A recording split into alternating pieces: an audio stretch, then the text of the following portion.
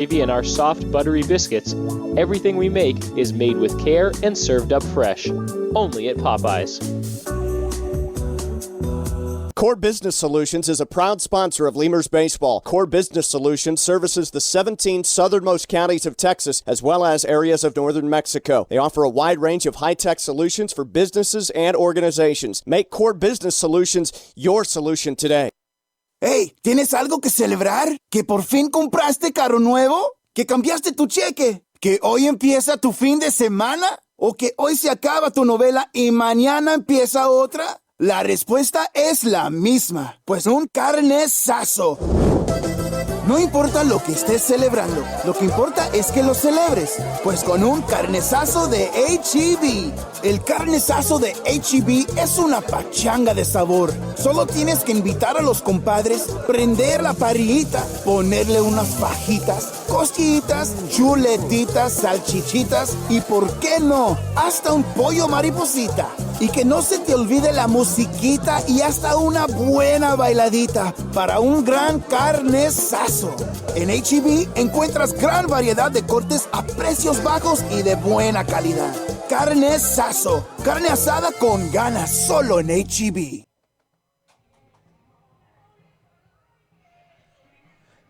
Hello, Lemurs fans. James Nasser here with you for another edition of Laredo Lemurs Baseball. We're in Wichita, Kansas, Lawrence Dumont Stadium, home of the Wichita Wingnuts for Game 3 of a 4-game series. Lemurs won last night in an exciting ball game, a 12-inning affair.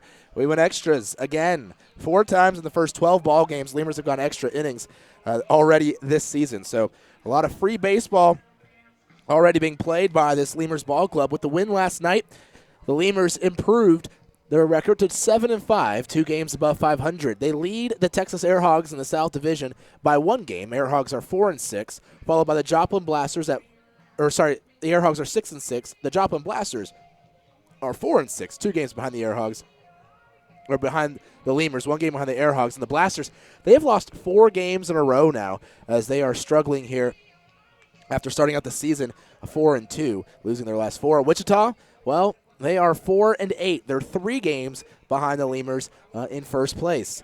Taking a look around the rest of the league, Wichita actually has the worst record in the entire league at 4-8, and Joplin with the second worst record in the whole league. So a couple of bottom feeders there overall in the whole league with Wichita and Joplin to start out the year in the South Division. But still early, so those can change quickly. Over in the North Division, St. Paul, they had the best record in the American Association at 8-3. As they have won 7 of their last 10 ball games. They've only played 11, so in second place in the North Division, you have Winnipeg. They are 7-5, a game and a half behind the Saints, and that Winnipeg team looks like it's a pretty good ball club.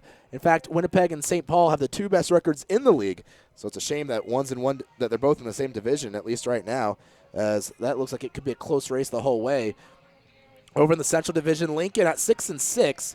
They're sitting right there at 500, leads the division, followed by Sioux City, Gary, and Kansas City are all 6-7, a half game behind the Salt Dogs. So everyone is keeping pace with each other pretty much in the Central Division coming into today. In fact, the Salt Dogs have lost their last 4 games. They started out 6-2, really hot to start the year, and they have now lost 4 in a row. Their last 2 were to the Texas Air Hogs, who have won their last 2 ball games after getting swept by the Lemurs. Oh, and to round out the North, I forgot, Fargo Moorhead and Sioux Falls, both 6-6.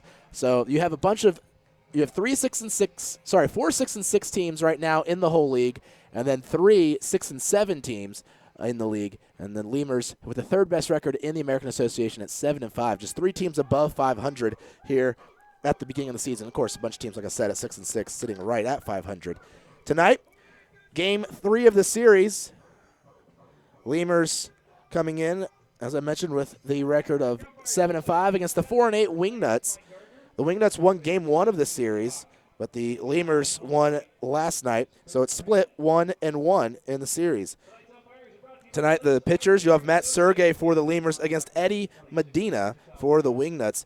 And, boy, Medina has struggled this season. He is 0-2 with an ERA of 16.20 going against Sergey, who has yet to get a win, But in his 2 starts, he has allowed just 1 run. It was a solo home run to Burt Reynolds in his last start over in Grand Prairie. So his ERA is a 0.75. So a tale of 2 different pitchers, at least through their first 2 starts here this season in 2016. A pair of righties, though, on the hill for each ball club. We're going to take a quick little break. When we come back, we'll give you the scores from last night's ball games around the league, and give you what's also going on so far here today on this first day of June. This is your Laredo Lemurs pregame show. I'm James Nasser.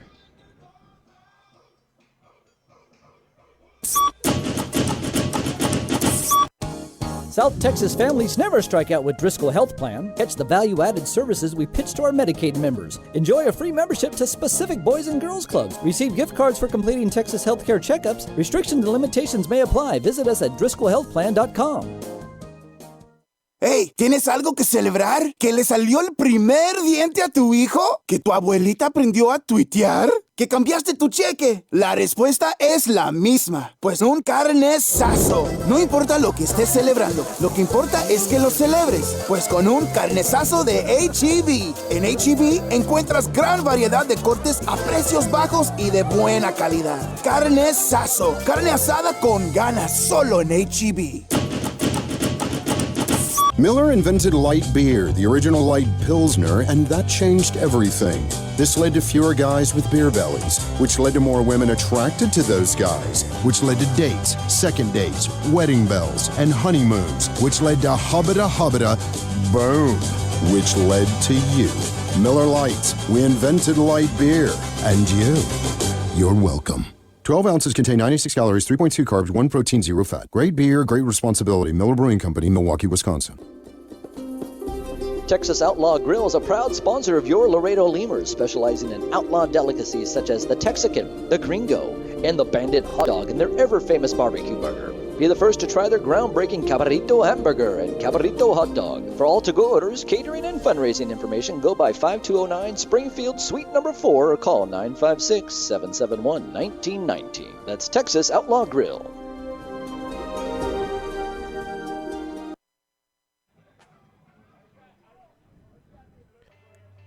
We're back here in Wichita. Let's take a look at the scoreboard from last night on the last day of the month of May. We are now in June. So May 31st last night, St. Paul taking down the Joplin Blasters by a score of 4-1. I guess they finally finalized that. They had to finish it today. They got rained out. So 4-0 St. Paul and Joplin. Well, also last night, the Texas Airhawks winners over Lincoln 10-6. Fargo-Moorhead, that was in Lincoln. Fargo-Moorhead Redhawks also won last night at home, 11-8 their score against the Sioux City Explorers. And Gary, the Gary South Shore Railcats, 3-2 winners over the Kansas City T-Bones. And in Winnipeg, an interesting game last night. The Winnipeg Goldeyes lost to the Sioux Falls Canaries 8-6. They played 13 innings, and the game didn't end until almost 12:30 at night. Yes, after midnight, so a very late game there. They had a 30-minute delay due to rain there in Winnipeg last night. So let's quickly take a look at what's going on today in the American Association. All these teams back in action here today. Over in Joplin, it's 1-1. St. Paul and Joplin, they had already started, so they're knotted up there in Joplin. It's top of the second in Lincoln. They had an early start. Salt Dogs and Air Hogs still scoreless. And as well, pregame still in Winnipeg, Goldeyes and Sioux Falls, Fargo and Sioux City still in the pregame. And so is Gary and Kansas City. So we'll follow those games the rest of the night. Keeping an eye on those, especially what the Air Hogs and Blasters are doing as they came in. They come into the night just a game and 2 games out of first place, respectively. Take a quick look at your starting lineup here. For the Lemurs, they'll be led off by Ty Morrison in left field. Alvaro Rondon is batting second. He's over at second base. In the 3 spot in center field, Drew Martinez. Dennis Phipps is the cleanup hitter tonight. He's the designated hitter as well. The catcher is Matt Coach. He bats 5th. Batting 6th and over at third base, Travis Denker. Abel Nieves is at first base, batting 7th. Reggie Wilson is back in right field tonight after sitting last night, and he is batting 8th. And batting 9th, the shortstop, J.D. Pulfer. On the mound for the Lemurs, Matt Sergey. Again, Morrison, Rondon, Martinez, Phipps, Coach, Danker, Nieves, Wilson, and Pulfer. For the Wingnuts, they'll be led off by Christian Stringer, their second baseman. Over at third base, Zach Cox. He bats second. Brent Cleveland, the DH, batting third. In left field, batting fourth is TJ Middlestat. Dustin Geiger's batting fifth and playing first base. Richard Prigatano is batting sixth. He's in right field. The center fielder batting seventh, Harrison Kane. Behind the plate, batting eighth, Brent Dean. And Leo Vargas is at shortstop, batting ninth. So a very similar lineup to what they had 2 nights ago on opening night. Or not opening night, but the opening night of the series of Game 1. Eddie Medina, the starter for the Wingnuts. Again, that's Stringer, Cox, Cleveland, Middlestat, Geiger, Prigatano, Kane, Dean, and Vargas with Medina on the hill. Your umpires tonight, Kurt Brannon is behind home plate. Mike Gardner's at first base, and A.J. Chalk is at third base. Take a quick look at your matchup tonight on the mound. It's a tale of two very different results. I would say different pitchers, but pitchers with very different numbers here to start the season off. Medina, who has kind of struggled here, is tied for the league lead in home runs allowed. He's allowed 6. Only Josh Evans and Cody Forsythe have allowed that many, and the next closest is Sean Blackwell and Jeff Shields. They've allowed 4 each. So Medina, a former member of the Atlantic League with the York Revolution, also played in the United League with a few different teams, as well as in the Pecos League, has yet to ever play an affiliated ball. 26 years of age, the 6'2 right-hander, going to the mound. In fact, his last time out, that was against Fargo. And, well, he kind of had a rough go of things against the Fargo-Moorhead Redhawks. He gave up 12 runs, 11 earned on 12 hits, walking 2, striking out 6 over 5 innings in a 13-3 loss to the Fargo-Moorhead Redhawks. He also gave up a home run to the same guy 3 times. Yes. Jeudy De La Cruz, we saw him playing in Laredo against the Lemurs. He hit 3 home runs in that ball game off of Medina. So we'll be looking maybe some of these Lemur power hitters can get something out off Medina tonight as the Wingnuts are taking the field. So Medina's out there. We'll talk about Sergey whenever he comes out to pitch. But right now it's time for the national anthem. Down in the right field corner. Performing our national anthem this evening, would you please make welcome to the field, Cheryl Rico.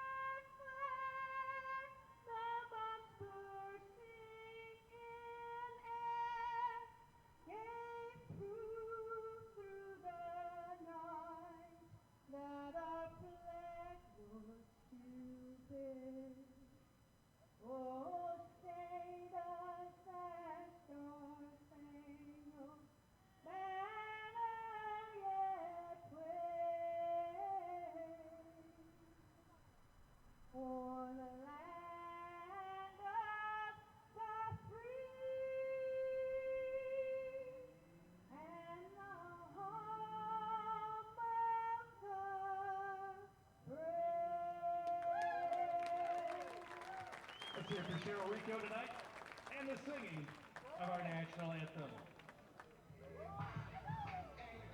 Fans in all sections of the stadium, you're at risk of being hit by foul balls and or thrown bats. Please be careful and keep your attention on the field during the course of action. Fans with tickets to Lawrence Dumont Stadium assume any risk and liability from injuries sustained by such objects. We ask that you please look out for the little ones under your care as well. Your first pitch time and temperature, courtesy of Dan's Heating and Cooling. All right, almost ready for first pitch here. Eddie Medina throwing out there on the mound, getting loose here for the first inning of the game. Take one last look at your Lemurs lineup. Ty Morrison, Alvaro Rondon, Drew Martinez, Dennis Phipps, Matt Coach, Travis Danker, Abel Nieves, Reggie Wilson, and J.D. Pulfer. Medina spent last season with the Wichita Wingnuts. He started the year with the York Revolution, though, over there in the Atlantic League. With the York Revolution, he only appeared in one game. He pitched 2 2/3 of an inning. He gave up 3 runs all earned, walked 2 batters, and had 2 strikeouts. But with Wichita last year, the numbers weren't fantastic, but they weren't just awful. He was 4-1, so he got some wins, but he had a 3.50 earned run average, 8 starts, and 8 appearances, total of 46 1/3 innings pitched last season. And he only allowed 2 home runs last year as a wingnut, but he's already allowed 6 here this season. So something's a little different, at least so far in the early goings with Medina, that they didn't see last year out of him, that being the home runs that he has allowed. Again, 6 home runs allowed, tied for the league lead. Maybe some of the Lemurs hitters can exploit that here tonight. In fact, coming into this season, Medina has thrown 197 2/3 innings and only allowed 6 home runs. That's before this season. So something's obviously a little off with him to start the year, because that is not his game typically, allowing home runs. Ty Morrison stepping into the box, leading off the inning for the Lemurs. He's batting .300 coming into the ball game. 12 games, 15 hits, 4 runs batted in, no home runs yet. Lefty batter against the righty in Medina to start the ball game off. Medina's going to wind and fire. First pitch of the ball game taken for a called strike at 7:08. 0-1 the count here to Morrison. Medina toes pointed towards the third baseline as he winds and delivers the 0-1 pitch. Morrison taking outside for a ball. 1-1. Medina started his career in the Pecos League back in 2013 with the team out there in Las Vegas. The Las Vegas Train Robbers. 1-1 pitch. Morrison swings, hits it high in the air. Shallow left. Going out is Vargas from short, but he'll give up and let Middlestat take it, the left fielder, and there's out number 1. Alvaro Rondon to the plate. Now for the Lemurs. Rondon batting .286 this season in 10 games. He started 9 of those games. He has 3 runs batted in, no home runs. The second baseman is a switch hitter, so he'll be batting from the left side against the right-hander Eddie Medina. Medina will wind. Third baseman playing in. That ball is swung on and lifted into left center. Shallow racing in is Middlestat. He'll make the catch on the run. There's out number 2. So Lemurs come out swinging here, but it's 2 flyouts to left. The defensive alignment today for the Wingnuts, Medina on the hill. Brent Dean back behind the plate after getting the night off last night. Zach Cox at third. At short, Leo Vargas. Christian Stringers at second. And Dustin Geiger at first. The pitch to Drew Martinez, taken low for ball 1. The outfield, TJ Middlestat in left, Harrison Kane in center. And in right field, Richard Prigatano. Martinez, the batter, lefty against the righty, batting .250 coming into the ballgame. No home runs, 6 runs batted in. Takes a strike on the outside corner, and the count now 1-1. Martinez, a center fielder for the Lemurs, and talking with the Wingnuts broadcaster, Rob Lau. He was marveling at this team. That pitch grounded hard to the first baseman, Geiger. He went down to a knee, scooped it up, though, and will tag the bag himself. So a 3-up, 3-down inning for Medina as he's coming out sharp. We go to the bottom of the first. Lemurs and Wingnuts still scoreless.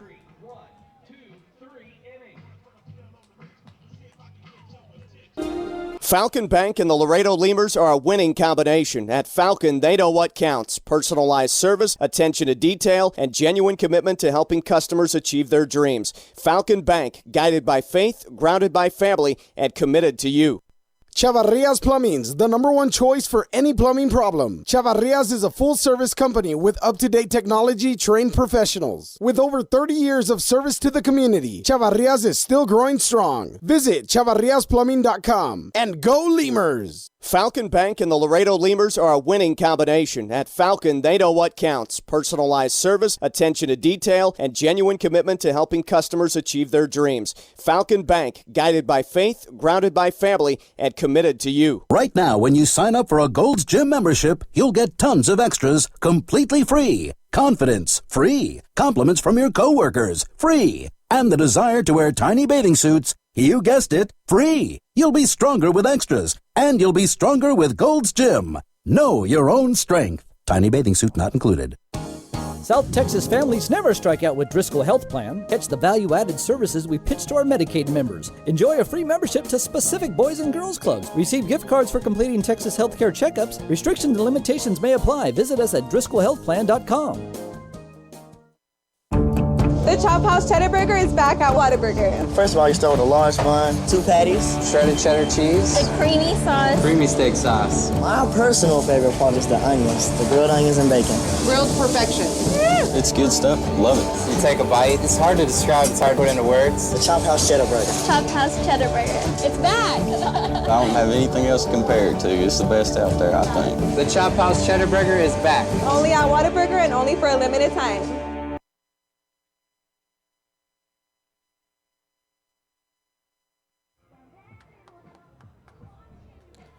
Bottom of the first inning, to the plate, the Wichita Wingnuts. They'll be going up against Matt Sergey, who you could argue is the ace of this Lemurs staff. He started off the year incredibly well. Well, 2 starts. He's given up just 1 run so far. That was a solo home run off the bat of Burt Reynolds and Grand Prairie. So far, 12 innings pitched, just the 1 run on 7 hits, 3 walks combined, and 15 strikeouts for Sergey. He's 0-0 with an ERA of a .75. He is on fire here this season. Last year, Sergey made 3 starts and didn't allow a single run, and he allowed just a couple of runs in the playoffs in the championship game there at the end of the year. The pitch to the leadoff hitter, Christian Stringer, called a strike, 0-1. Stringer leading off the inning for the Wichita Wingnuts, batting .328, 7 runs batted in. No homers for the leadoff hitter from Wichita. The pitch off the plate away, 1 ball and 1 strike. Defensive alignment for Sergey on the hill. Coach behind the plate doing the catching tonight. Over at third base, Travis Danker. As the 1-1 comes in, taken outside again, 2 balls and 1 strike. The shortstop, J.D. Pulfer. He made a couple of great plays last night in the late/extra innings of that ball game to preserve the win. Alvaro Rondon is at second, and Abel Nieves is at first. 2-1 the count. The pitch to Stringer. He's going to swing and lift one in the air to deep right towards the line, and it'll get out of play and foul. So it cleared the wall, but it was too far to the right. Count now evens up. 2 balls, 2 strikes to the leadoff hitter, Christian Stringer, the second baseman for the Wingnuts. The outfield for the Lemurs, Ty Morrison in left, followed by Drew Martinez in center and Reggie Wilson in right. It is a nice, comfortable 77 degrees here in Wichita today. The pitch, Stringer swings, grounds one on a couple bounces through the right side of the infield. They were shifting on him to pull it, and he still hit it through that shift for a leadoff single here in the first. Lemurs been shifting a lot here in the early goings of the season. Danker, the third baseman, was playing halfway between second and third and a little bit behind the baseline from second to third. Nieves is going to come over and talk to Sergey as Zach Cox comes to the plate. Nieves has played with the Wingnuts before. He's played with a few of these guys, I think, but not a ton of them. He was with the Lemurs last year as well as in Mexico. He last played for Wichita in 2014. Not a ton of members left from that ball club, though.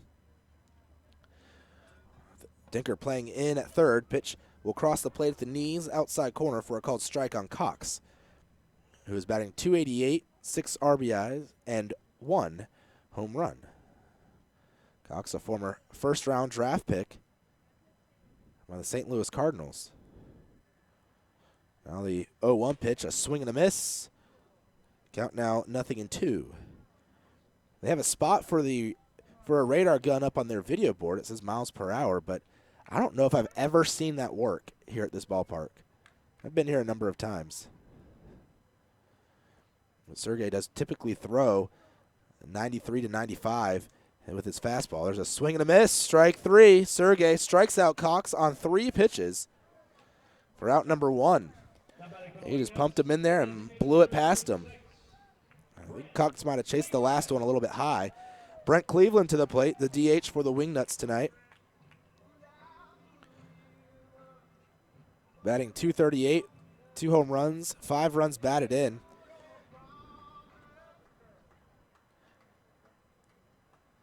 As a throw to first, back standing though is Christian Stringer.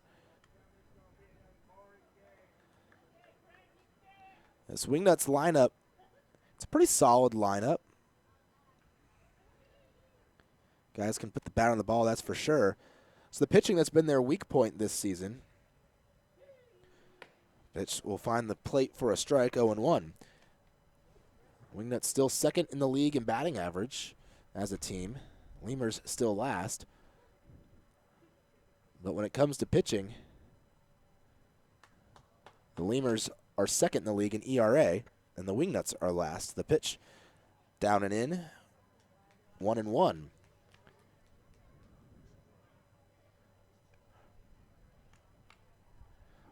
ERA stands for earned run average. An earned run is when a runner scores and it wasn't due to an error. So you take all your earned runs and you factor in per 9 innings how many earned runs you allow. Pitch up and away, 2 balls and a strike. And that's how you factor in ERA. It's earned runs per 9 innings.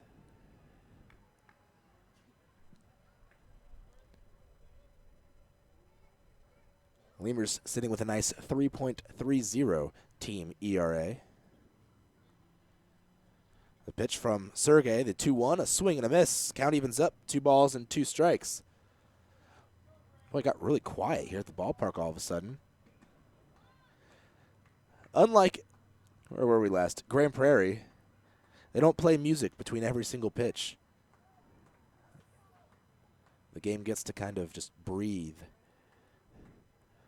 Now the 2-2 pitch. Curveball. Got him looking. Cleveland, you could see him just kind of buckle a little bit as he knew that was strike 3. He was not expecting that. He got fooled.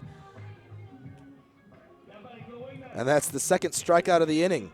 Speaking of strikeouts, now that we have 2 strikeouts here in the first, the Lemurs are back to a strikeout per inning as a pitching staff. Entering the ball game tonight, we've played 120 innings or pitched 120 innings. The team had 119 strikeouts. But last night they came in, I think it was 108 innings. Yes, 108 innings and 108 strikeouts. So they didn't quite get a strikeout per inning last night, but now they upped it back there with the 2 strikeouts.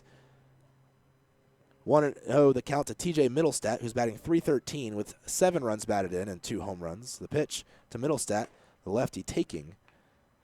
Count 2-0 as that pitch was outside. Middlestat, a guy who walks a lot, strikes out a lot, and will hit a fair amount of home runs. He's hit 16 home runs each of the last couple of seasons.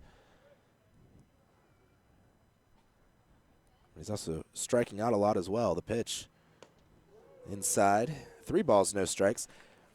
Some guys, I talk to the guys on the bus on the way back sometimes or just in general, and they can't believe some of the numbers these guys put up because they kind of guess. They have an idea of what players do. 3-0 pitch, called a strike.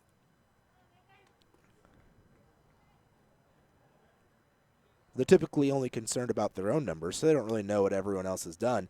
However, I have to be concerned about everyone's numbers because I have to tell you guys those numbers.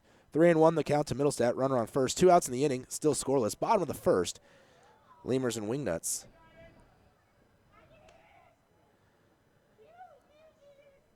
But they were talking about Middlestat and how he had a ton of walks last year, as well as a lot of strikeouts and the 16 home runs.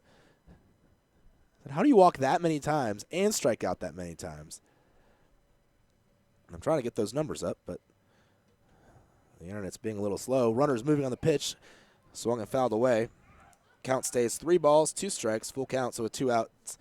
the runner at first, Christian Stringer, will be moving. He led off the inning with a single, but Matt Sergey has struck out the last 2 batters, and now is 1 strike away from getting Middlestead here with a full count. So I'll just go from memory. It was over 100 strikeouts for Middlestead last year, and it was somewhere in the 80s, around 86 walks last year. He led the league in walks and was one of the top guys in strikeouts. Sergey steps off the back of the rubber, looks over to first. Niev is not holding Stringer on. He still goes back to the bag regardless.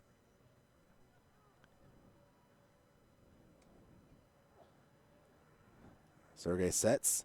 There goes Stringer. The pitch, high, ball 4.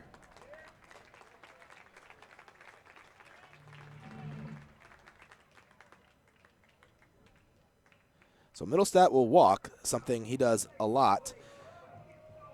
This year, I mentioned he's batting .310. He has 14 strikeouts and now 17 walks. He's only played, this is his 13th game of the season, and he has 17 walks and 14 strikeouts. That's a lot of walks and a lot of strikeouts to go along with his 13 hits. So he gets, basically he's averaging a walk, a hit, and a strikeout a game. Somewhere around there. The pitch to Dustin Geiger, taking for a strike, 0-1. Geiger on the year, sitting there with a .238 batting average coming into tonight's ball game. 11 games played, 6 RBI, and 1 home run. I don't know where they're getting these numbers for the video board because they have something like 269, 289. I'm squinting to try to read it. But it certainly is not the 238 that he is actually batting. They have 10 RBIs and 2 home runs. Yeah, those are not his numbers. The pitch, swing and a high fly ball down the left field line. It's pretty deep. Morrison's going to give up. Is it fair or foul? And home plate umpire Kurt Brannon says foul ball. Geiger just hooked it. Good news for the Lemurs, though. They did not want that ball getting out of the yard. 0-2 the count. 2 outs, 2 men on. Middlestead at first and Stringer at second here in the bottom of the first inning. And looks like, is Pete coming out of the dugout? Yeah. Incaviglia, the manager, going to come out and talk to Sergey. Quick talk. And that is the fastest I've ever seen Pete make a mound visit. He jogged almost a full sprint, Pete, to the mound. I've never seen him run out to the mound. I've only seen him just this slow pace that he takes to just take his time out there. He took his time coming back as Coach was still, Matt Coach, the catcher, was still talking to Sergey. But Pete hustled out of there. Probably not wanting to disrupt Sergey's rhythm too much here. 0-2 the count here to Geiger. Sergey could use a strikeout here to end the inning. Lifts the leg and fires plate. We're up high for a ball. The heater, 1-2 now the count. There we go. TJ Middlestead's stats finally wanting to work. Yeah, last year Middlestead only batted .258, but he had 86 walks. I was right there on the button with that one, and 115 strikeouts. He did something similar to the year before when he was with Kansas City. The pitch down and away. When Middlestead had 92 walks and 107 strikeouts. So more walks, fewer strikeouts. And he batted .268, so 10 points higher on the average. A little bit better 2 years ago in Kansas City than last year in Wichita, but still decent numbers. On-base percentage of .407 last year. The pitch. Geiger swinging and missing ahead of the changeup. That's strike 3. 3 strikeouts in the inning for Matt Sergey. He gives up a hit and a walk, but that's all. We go to the second. Still 0-0 Wingnuts and Lemurs.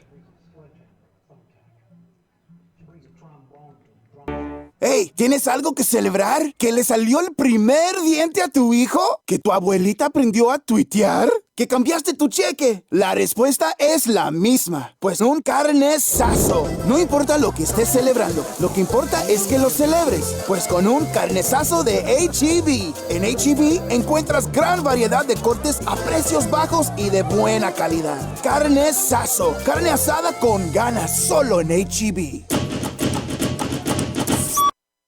Hey, ¿tienes algo que celebrar? ¿Que le salió el primer diente a tu hijo? ¿Que tu abuelita aprendió a tuitear? ¿Que cambiaste tu cheque? La respuesta es la misma, pues un carnesazo. No importa lo que estés celebrando, lo que importa es que lo celebres, pues con un carnesazo de H-E-B. En H-E-B encuentras gran variedad de cortes a precios bajos y de buena calidad. Carnesazo, carne asada con ganas, solo en H-E-B.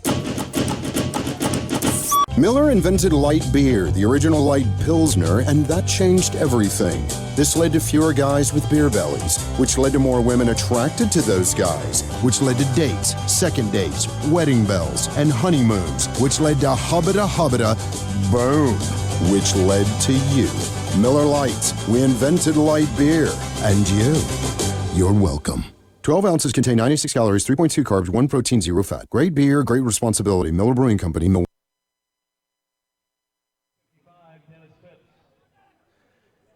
Dennis Phipps leads off the inning after a shutout first for each starting pitcher. We go to the second. Phipps to the plate. He's the DH tonight for Laredo. The pitch from Medina, righty versus righty. Fastball finds the zone for a called strike, 0-1. Phipps this season batting .333 through 5 games. The pitch swing and a miss. 0-2 ahead of the off-speed stuff. .333 average, 3 runs batted in. He has a triple and 2 doubles. Medina winds and fires. The 0-2 pitch, Phipps taking away. 1 ball and 2 strikes. Phipps, former big leaguer with the Cincinnati Reds. Awaiting the 1-2 delivery. Here it is, a swing and a little tapper off the end of the bat. It'll roll towards the on-deck circle where Matt Coach will grab it and toss it to the dugout. Wingnuts playing Phipps pretty straight up right now. Infield playing him a little deep. But they're not shifted favoring any direction. Just in the natural positions. Just playing about maybe 4 or 5 feet deeper than usual. Phipps does hit it very, very hard. And this turf can be a little quick at times. The pitch up and in. Breaking ball. It doesn't break into the zone. Count 2-2. Evened up to Phipps.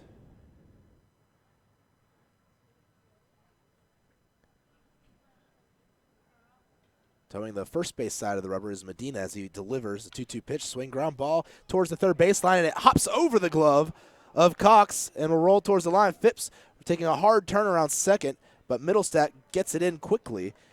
And we'll see how they roll that, hit or an error.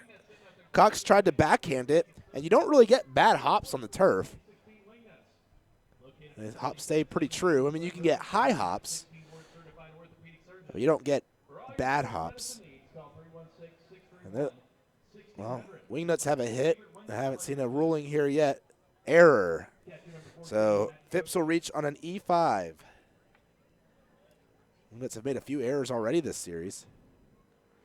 To the plate, Matt Coach. I think Cox probably should have had that. It took a few bounces before it got to him. He decided to try to backhand it and get a little fancy with it. The pitch to Coach. He swings at the first one and will foul tip it back into the glove of the catcher, Brent Dean. Coach this season batting .250 in 10 games. 1 home run, 8 RBIs.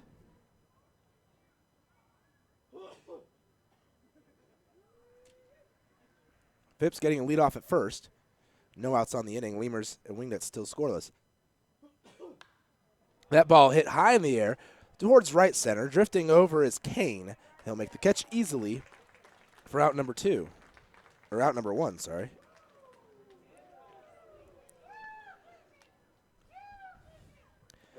So Travis Danker to the plate. Danker, who's been batting in a 3 or 4 spot lately for the Lemurs, has dropped down today into the 6th spot. So they separate, they being manager Pete and Caviglia, separates Phipps and Danker. They've been back-to-back ever since Phipps joined the team. When we got to Grand Prairie, but now he puts Coach between them.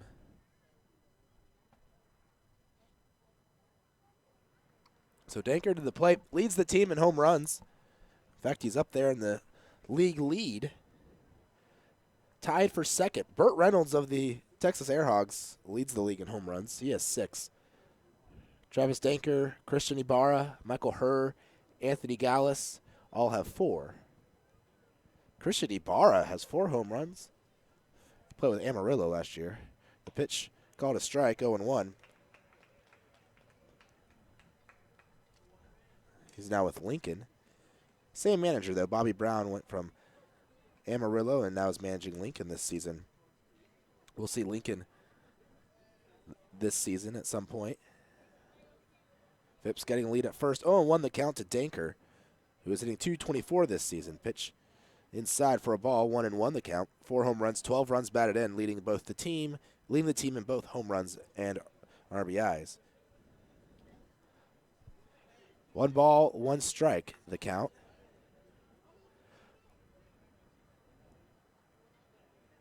Medina throwing from the stretch for the first time tonight as Phipps reached base. Well, he did so against Coach as well. The pitch swung on, grounded left side towards the hole. The third baseman, Cox, has no problem with that. He goes to second for 1 out, and the relay by Stringer in time to get Danker a 5-4-3 double play. So still facing the minimum here in the inning thanks to the double play ball is Medina. He's pitching a lot better here today than he has at any other point this season. We go to the bottom of the second, still scoreless game, Lemurs and Wingnuts. Milwaukee, Wisconsin. Uni-Trade continues to provide solutions in foreign trade through a highly satisfactory customs brokerage service. Uni-Trade has quality trained personnel devoted to the highest level of customer service. For all your transportation, distribution, and consolidation needs, it's Uni-Trade. Hey, ¿tienes algo que celebrar? ¿Que por fin compraste carro nuevo? ¿Que cambiaste tu cheque? ¿Que hoy empieza tu fin de semana? ¿O que hoy se acaba tu novela y mañana empieza otra? La respuesta es la misma, pues un carnesazo. No importa lo que estés celebrando, lo que importa es que lo celebres, pues con un carnesazo de H-E-B. El carnesazo de H-E-B es una pachanga de sabor. Solo tienes que invitar a los compadres, prender la parrillita, ponerle unas fajitas, costillitas, chuletitas, salchichitas y, ¿por qué no?, hasta un pollo mariposita. Y que no se te olvide la musiquita y hasta una buena bailadita para un gran carnesazo. En H-E-B encuentras gran variedad de cortes a precios bajos y de buena calidad. Carnesazo, carne asada con ganas, solo en H-E-B. There's a reason why Popeyes creates some of the best tasting chicken in the world. We were born in New Orleans, Louisiana, the land of good fun and great cooking. Spicy flavor is a way of life in New Orleans, and everything we make reflects it. From our Popeyes bona fide chicken and handcrafted tenders to our home-style mashed potatoes with Cajun gravy and our soft buttery biscuits, everything we make is made with care and served up fresh. Only at Popeyes. Texas Outlaw Grill is a proud sponsor of your Laredo Lemurs, specializing in outlaw delicacies such as the Texican, the Gringo, and the Bandit Hot Dog and their ever-famous barbecue burger. Be the first to try their groundbreaking Cabrito Hamburger and Cabrito Hot Dog. For all to-go orders, catering, and fundraising information, go by 5209 Springfield Suite number 4 or call 956-771-1919. Richard Prigatano leads off the inning. First pitch to him is high for a ball, 1-0. Prigatano, the right fielder for the Wichita Wingnuts. This year batting .289 through 10 ball games. 9 starts for him. He has a pair of homers and 11 runs driven in. Pitch called a strike on the outside corner, 1-1. So back to the mound for the second inning of work for the Lemurs, Matt Sergey. Prigatano, the righty, against Sergey, also a right-hander, winds and pitches. Down and away for a ball in the heater. 2-1. Sergey has been very, very good this season for the Lemurs in his first 2 starts. Was excellent last year in his 3 starts in the regular season and into the playoffs. Pitch up high for a ball. 3 balls and 1 strike. 1 strike.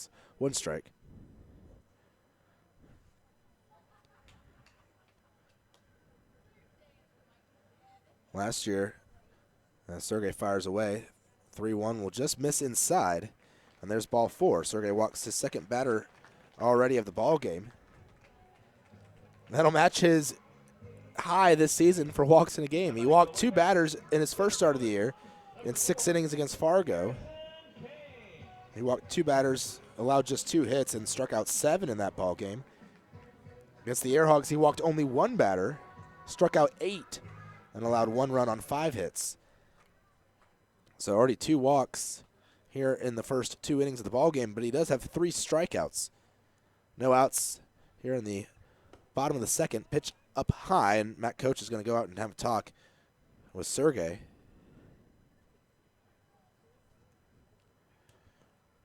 As he's now missed on 5 of the first 6 pitches of the inning. Harrison Kane, the batter, center fielder for this Wichita Wingnuts squad. Kane batting .405, no home runs, 6 runs batted in.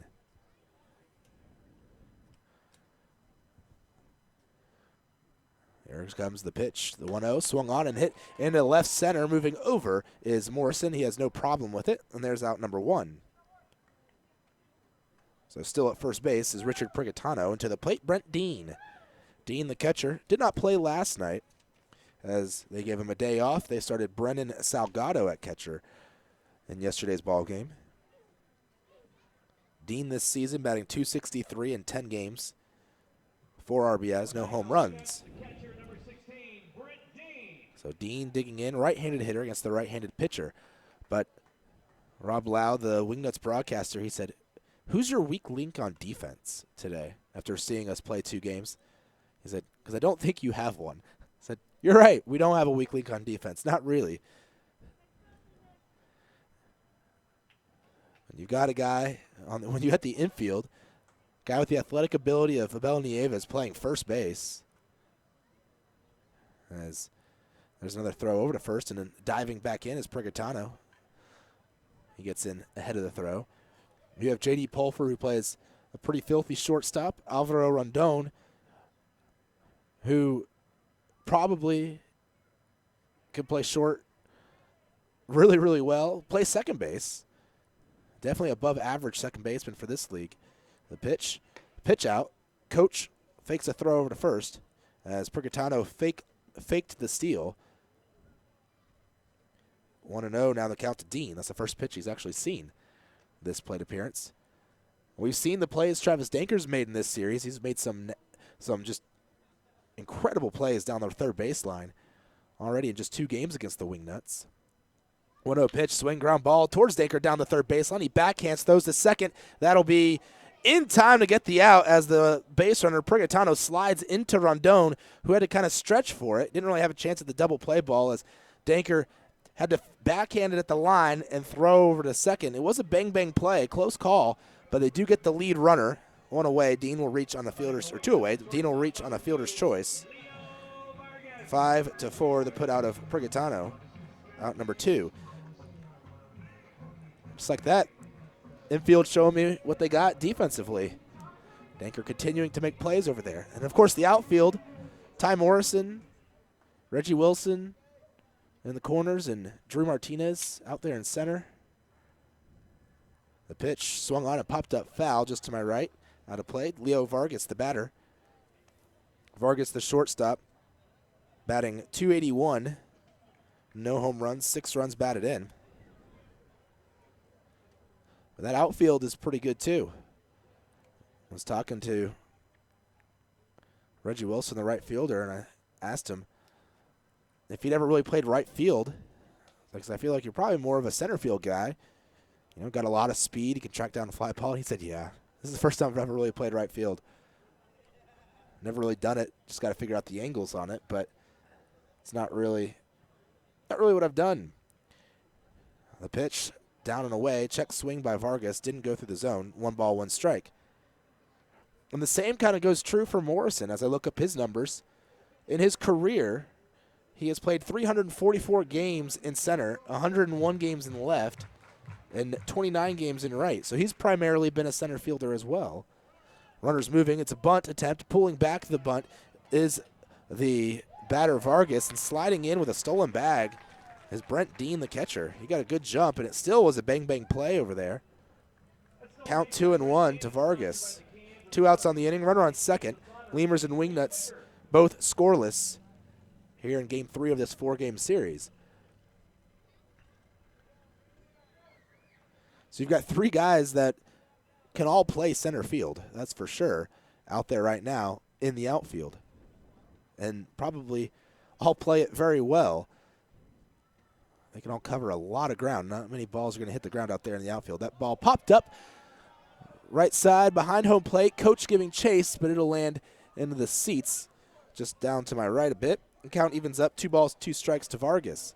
So I definitely like this defense that we have. And, of course, can't forget the guy who just chased that foul ball, Matt Coach, excellent behind the plate. Hardly ever lets a ball get past him.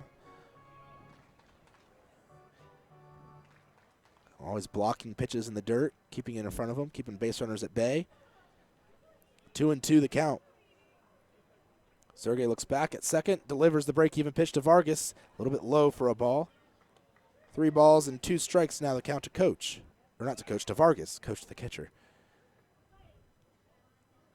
So definitely a very strong defensive team here the Lemurs have.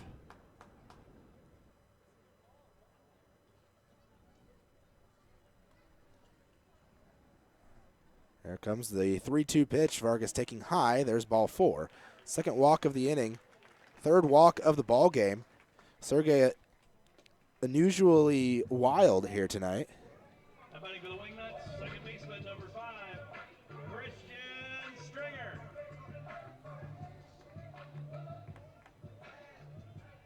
Trying to find the team fielding stats. But I'm not seeing that on the page here. Just pitching and hitting.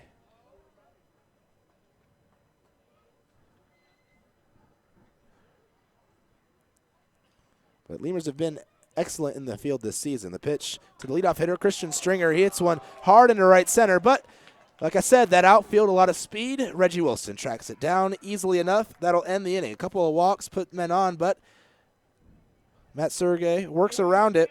Here we go to the top of the 3rd.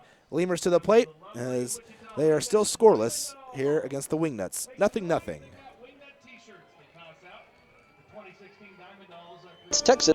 For all of your vehicle collision repair and paint needs, there's only one place to turn, Mike's Paint Place. Mike's Paint Place has computerized color matching and digital imaging. They also do full frame and suspension repairs. Stop by and see Mike's Paint Place today at 6410 Polaris Drive in Laredo.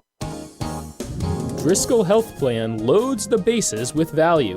We knock it out of the park with all the value-added services we bring to our Medicaid members.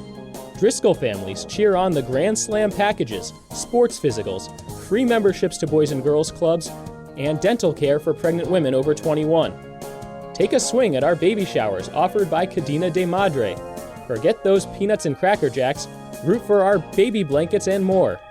Come slide into home when you receive gift cards for completing Texas Health Steps checkups and attending postpartum visits on time.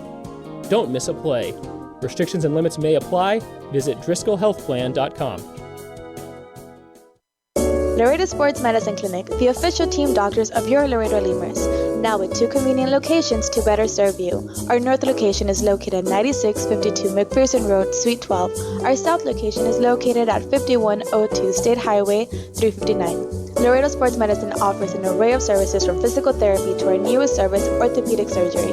Laredo Sports Medicine Clinic is changing orthopedic care one athlete at a time. Visit our website at laredosportsmed.com for more information. Core Business Solutions is a proud sponsor of Lemurs Baseball. Core Business Solutions services the 17 southernmost counties of Texas as well as areas of northern Mexico. They offer a wide range of high-tech solutions for businesses and organizations. Make Core Business Solutions your solution today. We'd like to imagine that if you're listening to this, it's on a radio in a backyard in between innings. The grass was mowed this morning.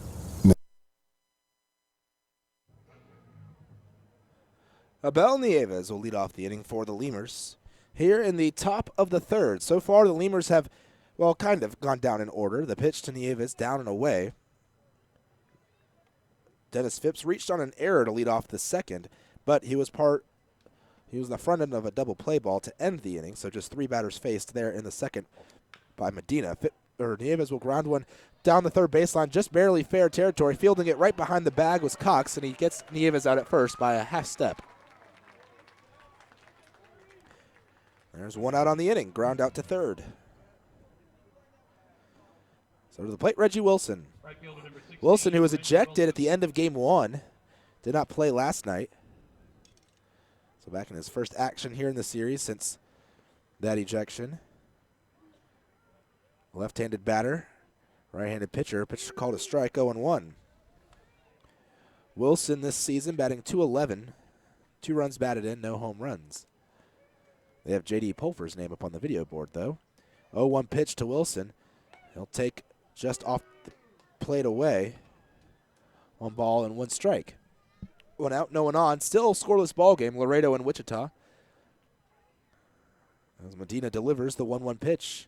Wilson swings, grounds it right side, but it's right at the first baseman Geiger, who will scoop it up and take it to the bag himself.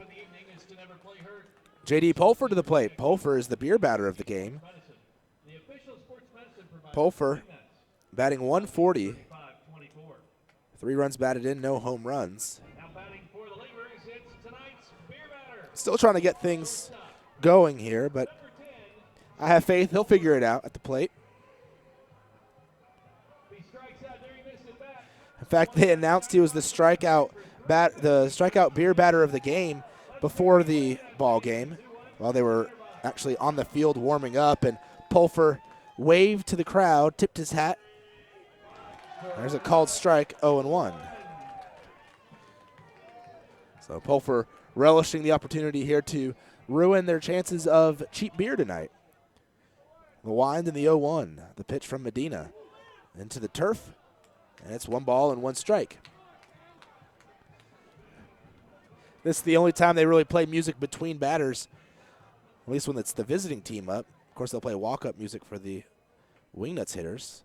1-1 pitch, swing, ground ball, right side. Fans groan as Pulver won't strike out, but he does ground out to the second baseman Stringer. 3 up, 3 down inning for Medina again. Out there on the mound, he's faced the minimum through 3. We go to the bottom of the third. Lemurs still scoreless, as are the Wingnuts.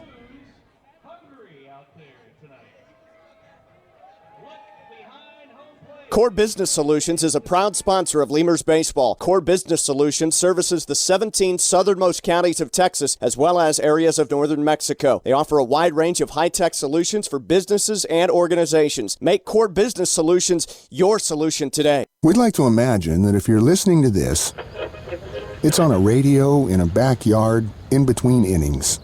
The grass was mowed this morning, and the grill smells like heaven. And what do you know? Your friends just arrived with a 24-pack of Miller Lite, along with a few new friends to enjoy them with. Here's hoping we're right, and you're not just stuck in traffic. Here's hoping it's Miller time. Great beer, great responsibility. 2015 Miller Brewing Company, Milwaukee, Wisconsin.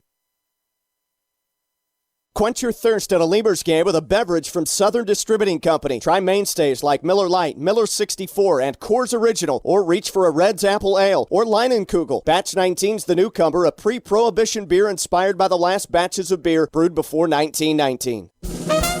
Getting hungry? Popeyes always hits the spot. Make sure to stop by any Popeyes location to try out Popeyes' new Smoky Garlic Chili Chicken Dinner. It includes 4 smoky garlic chicken tenderloins served with Popeye's new garlic herb dipping sauce, your choice of a signature side, and a buttermilk biscuit for just $4.99. Promotion starts Monday, May 25th.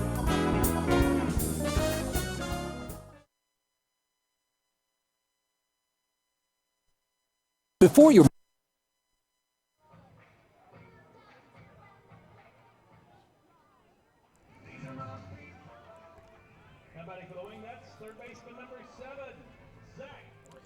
Zach Cox leads off the inning. Third baseman for the Wingnuts. Still a scoreless game. 0-0, Lemurs and Wingnuts. One of my favorite things in Wichita, because I have so many of them. I don't really go anywhere. I just go to the ballpark and the hotel and lunch. The pitch, swing, and a foul ball off Cox's foot. 0-1. But last year, when I was in Wichita at one point, calling the game, they had a fair going on. And this is pretty cool. It adds to the atmosphere around the ballpark. There was a fair across the river, and then in the parking lot, kind of behind the ballpark or off to the left field side, they set up these carnival rides. So it's kind of it takes up a big kind of block, and the ballpark is right in the middle of it all, of this city fair that goes on every year in Wichita. And they're setting up for it right now. It's supposedly starting this weekend. So we'll miss it. Of course, I've never actually been to it. I've just seen it going on during games. The 0-1 pitch, Cox taking outside, 1 ball, 1 strike. And I remember last year they do fireworks on one night of the fair at a certain time. And so they actually started the game, I think, 30 minutes early. 1-1 pitch, called a strike, 1-2, because they have to turn off the lights in order to see the fireworks. And you can't turn off the lights if you're still playing, obviously. And the lights take a while to turn back on. 1-2, swinging a foul away. If you know anything about stadium lights, they typically will take anywhere from 15 to 30 minutes to really get on full power, even if they were just turned on. They take a while to warm back up again. So they didn't want to have to stop the game, so they just started it a little bit earlier. Pitch down and away, ball 2. Just because of the fair and the fireworks. There's a Ferris wheel, though, off to our left. I can see if I turn my head. 2-2 pitch, check swing. They'll appeal down to third base, and A.J. Chalk says he didn't go. There's ball 3. 3 balls, 2 strikes, full count to Cox, the Wingnuts third baseman. And second batter, he leads off the inning here in the third. Bottom half, 0-0 ball game, Lemurs and Wingnuts. Payoff pitch on its way from Sergey. The swing and a miss. Strike 3, 4th strikeout of the ball game for Matt Sergey. He's racking up the K's here tonight. Already 4 strikeouts. Brent Cleveland to the plate for the second time tonight. Cox now 0 for 2 with 2 strikeouts. Cleveland entering this at bat 0 for 1 with a strikeout.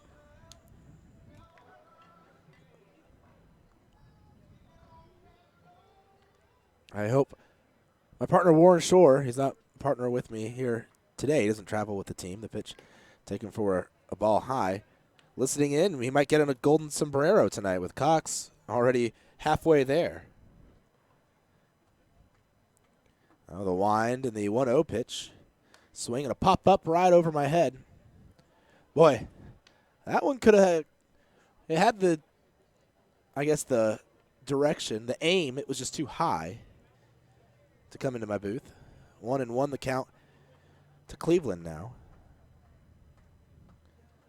And the delivery from Sergey. Swing, ground ball towards the middle. That will get through into left center for a base hit. Just the second hit of the ball game for the Wingnuts.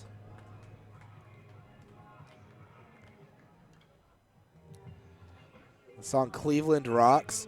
Yeah, they played that when Brent Cleveland got a hit. Of course, his name is Cleveland, not Cleveland, but close enough.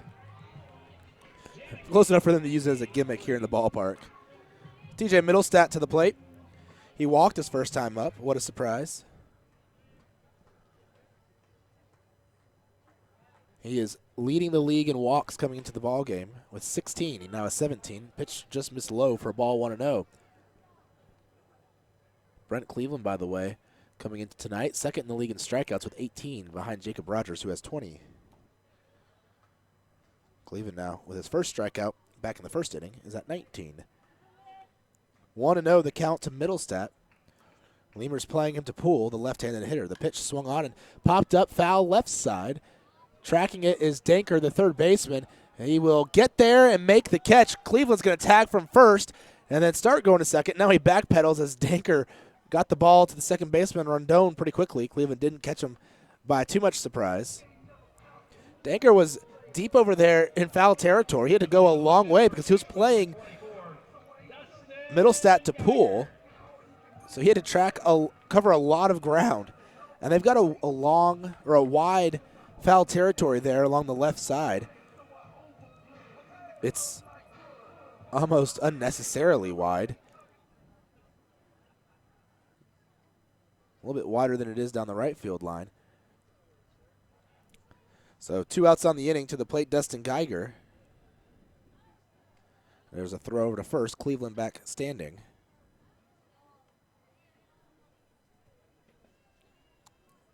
Lemurs 0, Wingnuts 0.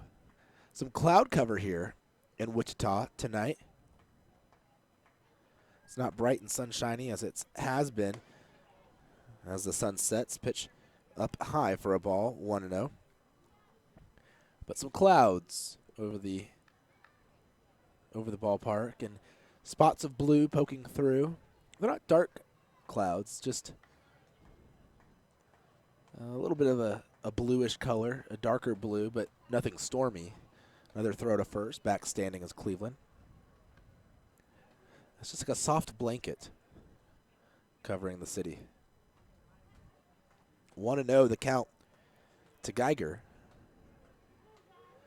But it does make it a little bit darker here than it usually is at this time. The pitch, Geiger swinging, grounding it left side softly, charging its Danker, fields it with the glove, throws to first in time to get Geiger. 5-3 the put out, that'll end the inning. So a 1-out single is all the Wingnuts get, and Cleveland is stranded at first. We go to the fourth. Still 0-0 Laredo and Wichita.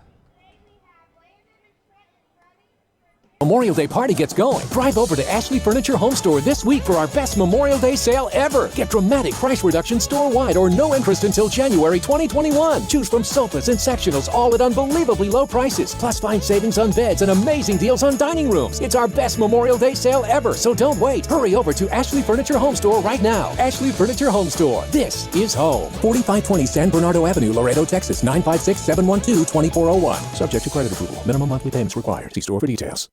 Hey, ¿tienes algo que celebrar? ¿Que le salió el primer diente a tu hijo? ¿Que tu abuelita aprendió a tuitear? ¿Que cambiaste tu cheque? La respuesta es la misma. Pues un carnesazo. No importa lo que estés celebrando, lo que importa es que lo celebres. Pues con un carnesazo de H-E-B. En H-E-B encuentras gran variedad de cortes a precios bajos y de buena calidad. Carnesazo. Carne asada con ganas solo en H-E-B. For all of your vehicle collision repair and paint needs, there's only one place to turn, Mike's Paint Place. Mike's Paint Place has computerized color matching and digital imaging. They also do full frame and suspension repairs. Stop by and see Mike's Paint Place today at 6410 Polaris Drive in Laredo. There's a reason why Popeyes creates some of the best tasting chicken in the world. We were born in New Orleans, Louisiana, the land of good fun and great cooking. Spicy flavor is a way of life in New Orleans, and everything we make reflects it. From our Popeyes bona fide chicken and handcrafted tenders to our home-style mashed potatoes with Cajun gravy and our soft buttery biscuits, everything we make is made with care and served up fresh. Only at Popeyes.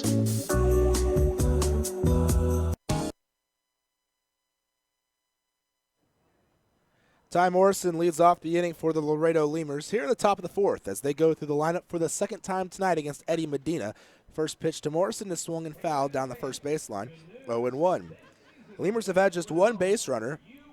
That was a leadoff. That was Dennis Phipps leading off the second. He got on with an error, but he was the front end of a double play to end the inning off the bat of Travis Danker. The pitch from Medina taken for a strike outside corner, 0-2 the count to Morrison. Morrison 0 for 1, a fly out to left his first time to the plate. That was to lead off the ball game. Still nothing game here in Wichita. Top of the fourth, the pitch, 0-2. Swing and a chopper to the right side. The second baseman Stringer fields it up near his head and will throw to first for the out of Morrison. One away. Alvaro Rondon to the plate. Second baseman for the Lemurs. He'll take the bat handle and hold the bat by the barrel, and with the handle, write something into the turf. Of course, you don't really write anything into turf. It doesn't really move. Pitch called a strike, 0-1. If it was actual dirt, he could write something, but he did try before digging in. 0-1 the count. The pitch low for a ball, and it's 1-1. But Lemurs mixing things up with the lineup a bit tonight. Putting Rondon, who has usually been in the somewhere 7 to 9 in the order, up there at the 2 spot. Martinez has been batting 6th lately, swing and a miss, 6 or 7. He's batting 3rd tonight. And Danker, who's been in the 3-4 spot, is batting 6th.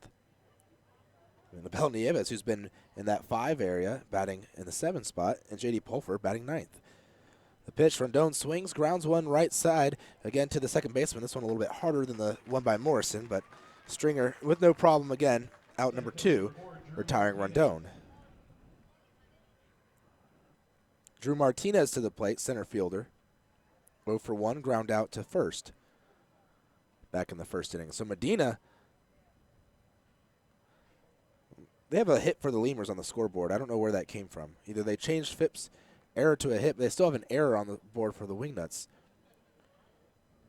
I don't know. I don't know why they have us with a hit and with an error. Pitch grounded foul. I'll check the official game tracker. We'll give a scoreboard in the bottom of the inning. I was thinking about doing it here in the top, but do it in the bottom as this inning is going by very, very quickly. Still a scoreless ball game as Eddie Medina showing more of the form he had last year than what he's had early on this season. Came into the ball game with an ERA of above 16.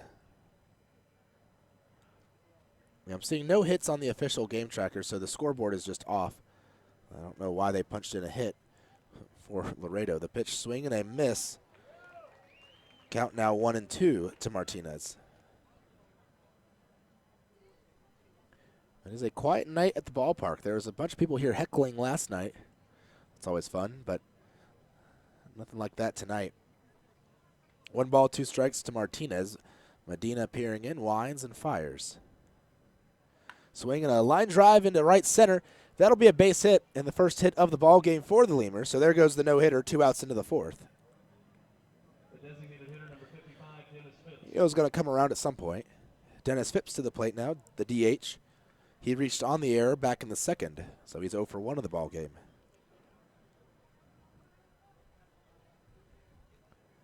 Nice work, though, by Drew Martinez to get a base hit on a 1-2 pitch.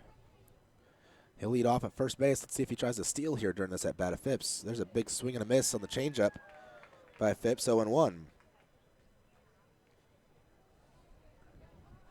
Wind blowing softly in from right. As I look at the flags out there, we've got 4 flags. One I assume is a Kansas State flag. The other I'm not sure what it is. There's a swing and a foul back behind home plate. 0-2 now the count to Phipps. Of course, an American flag, that's the highest one. And then they have another one that looks very familiar to one we have in Laredo. It is a championship flag. Wingnuts winning it all in 2014 here in the American Association. So they've got their flag flying high, just like we do in Laredo from last year. Throw over to first. Back standing is Martinez. So the South Division has won the last 2 championships. And it's these 2 teams on the field right here. Just going and powering that rivalry even more, or fueling that rivalry that these 2 teams have. Medina will step off the rubber as time is called by Phipps.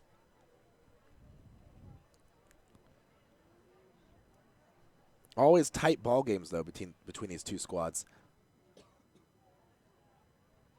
Martinez with the lead. 0-2 the count. Medina taking his time, finally delivers into the turf. Scooped up by Dean.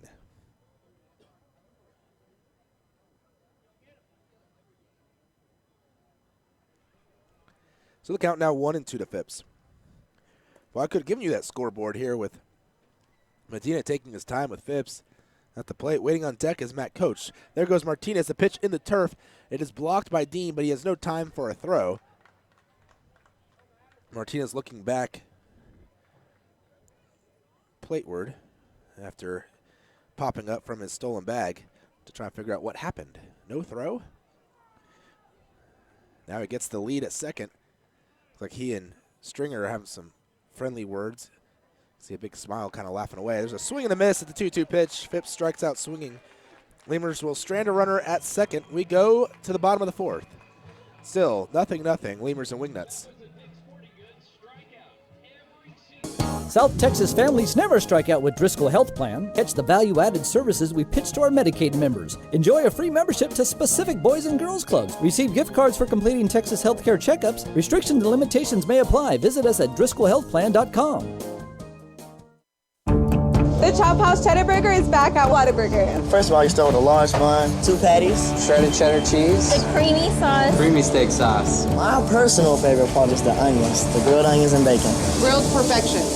It's good stuff. Love it. You take a bite. It's hard to describe. It's hard to put into words. The Chop House Cheddar Burger. Chop House Cheddar Burger. It's back. I don't have anything else to compare it to. It's the best out there, I think. The Chop House Cheddar Burger is back. Only at Whataburger and only for a limited time. Texas Outlaw Grill is a proud sponsor of your Laredo Lemurs, specializing in outlaw delicacies such as the Texican, the Gringo, and the Bandit hot dog and their ever-famous barbecue burger. Be the first to try their groundbreaking Cabrito hamburger and Cabrito hot dog. For all to-go orders, catering, and fundraising information, go by 5209 Springfield Suite number 4 or call 956-771-1919. That's Texas Outlaw Grill. Uni-Trade continues to provide solutions in foreign trade through a highly satisfactory customs brokerage service. Uni-Trade has quality trained personnel devoted to the highest level of customer service. For all your transportation, distribution, and consolidation needs, it's Uni-Trade. Miller invented light beer, the original light Pilsner, and that changed everything. This led to fewer guys with beer bellies, which led to more women attracted to those guys, which led to dates, second dates, wedding bells, and honeymoons, which led to hubba-da, boom, which led to you. Miller Lights, we invented light beer, and you're welcome. 12 ounces contain 96 calories, 3.2 carbs, 1 protein, 0 fat. Great beer, great responsibility. Miller Brewing Company, Milwaukee, Wisconsin. Core Business Solutions is a proud sponsor of Lemurs Baseball. Core Business Solutions services the 17 southernmost counties of Texas as well. Richard Prigatano leads off the inning here in Wichita for the Wingnuts, right fielder. Wingnuts wearing their red jerseys tonight that say nuts across the chest in white with a black trim. White pants with the stripe down the side of the leg in red. Pitch high for a ball from Lemurs starter Matt Sergey. Lemurs uniforms, those sharp black ones, say Lemurs in gold across the chest with the white trim. Gray pants. A little bit of white under the arm as well. Pitch fouled away, 1-1. So Prigatano at the plate. Walked his first time up. That was back in the second inning. Lemurs and Wingnuts still scoreless through 3.5. The pitch from Sergey.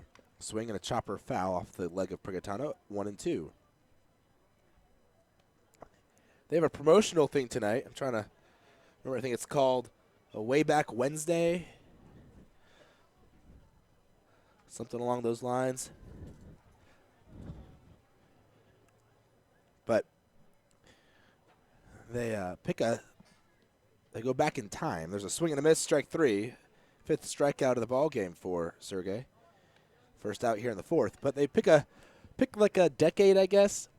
You know, like 50s or 60s, something like that. And so the on-field people, the marketing promotional team, they dress up in attire from that time frame. And tonight, though, they chose the 2000s.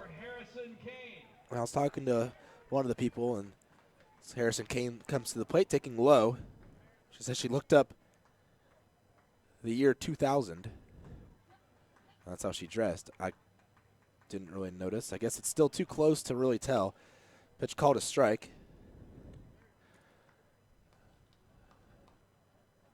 1 ball, 1 strike. I guess they're all wearing kind of pigtails and things like that. I guess that was popular in 2000.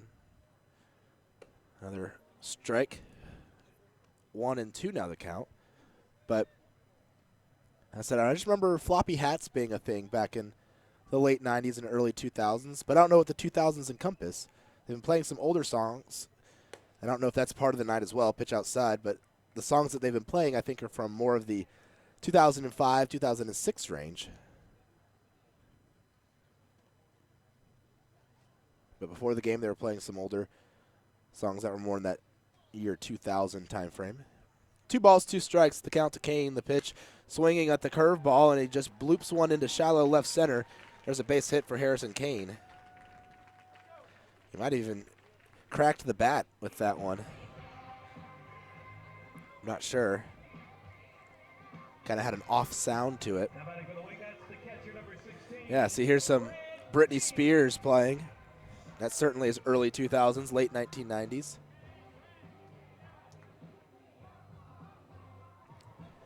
They've been playing some Justin Timberlake, though, and I was like, Timberlake, that wasn't 2000. I think he was still a part of a boy band then. The pitch to Brent Dean, a pitch out. Kane not going anywhere. 1-0, the count to Dean, who reached on a fielder's choice and then stole a bag. Kane on board for the first time tonight. Last night, Harrison Kane had 3 hits, all singles, but he grounded into the game-ending double play yesterday with the bases loaded. There's a throw over to first, Kane back standing. He's very fast, and they managed to keep him from stealing a bag last night. See if they can do so here again tonight, they being the Lemurs pitching staff and catcher Matt Coach. Sergey delivering plateward, swing and a miss. 1 ball, 1 strike. I almost feel like the 2000s is cheating. That's not that long ago. I mean, I remember the 2000s, and I'm certainly not very old. If I remember the 2000s, if I remember the time frame, it's probably too old or too recent. Kane moving on the pitch. It's low for a ball. The throw to second is in time. Harrison Kane caught stealing. Great throw by Matt Coach. So Kane tried to steal, but he gets thrown out. Out number 2. 2-1 the count to Dean after that pitch missed just a little bit low.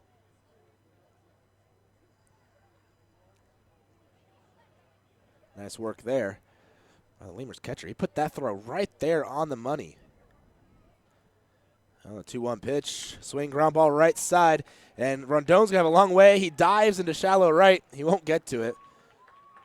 Wilson will field it, throw it into second base. Single for Brent Dean. He went the opposite way with it, and Rondon was playing very close, or much closer to the bag at second, playing Dean to pull, and Dean just softly grounded it through that hole on the right side, which was a gaping hole because of how the defense was situated.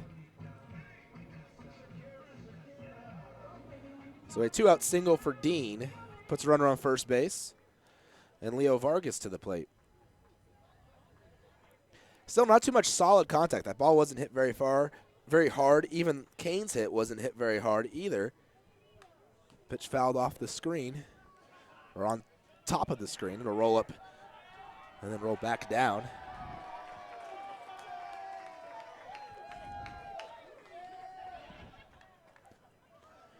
Fans cheering on the ball boy who made the catch down below.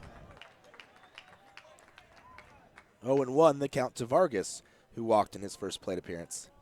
And the pitch, Vargas tries to check his swing, and he will complete the check swing. No, he didn't go, says Mike Gardner. Boy, I thought he might have gone. It's close. 1 ball, 1 strike, the count to Vargas. Maybe I can get 90s night, 80s night, but 2000s, come on. Throw to first, diving back in is Dean. He stole a bag last night. Sorry, 2 nights ago. No, today. Knew he stole a base at some point. He didn't play last night. He stole a base today. There comes the 1-1 pitch, a swing and a miss, strike 2.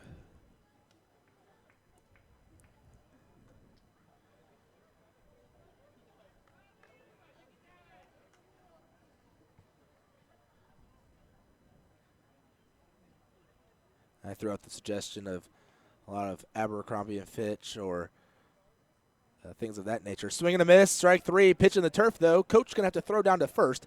He does so successfully. And there's the third out of the inning. 2 strikeouts, a couple of hits, but a caught stealing. We go to the 5th. Still a scoreless ball game here at Lawrence Dumont Stadium between the Lemurs and the Wingnuts.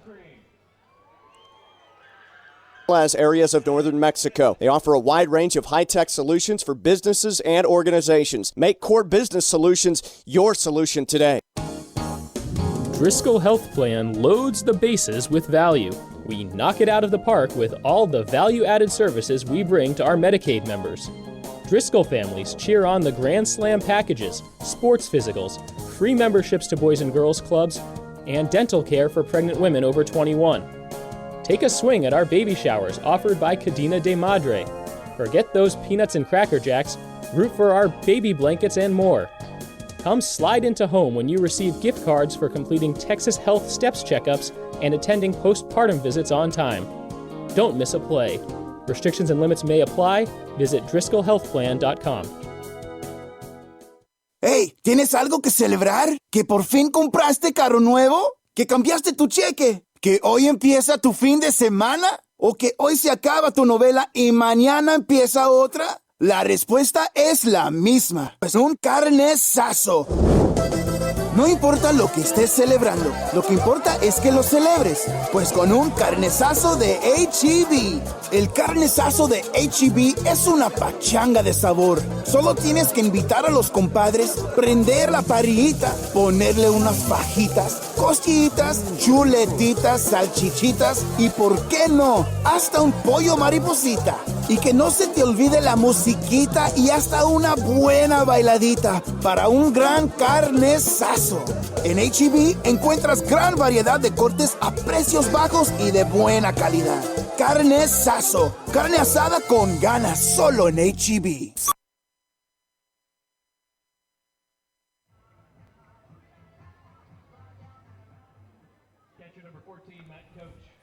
Matt Coach leads off the inning for the Lemurs. Top of the 5th. Tight ball game once more. Lemurs have been involved in a bunch of tight ball games this season. Coach 0 for 1 today. Fly out to center. The first pitch from Medina swung on and fouled left side into the seats. Well, it bounced on the turf and then hopped over the wall into the seats. 0-1.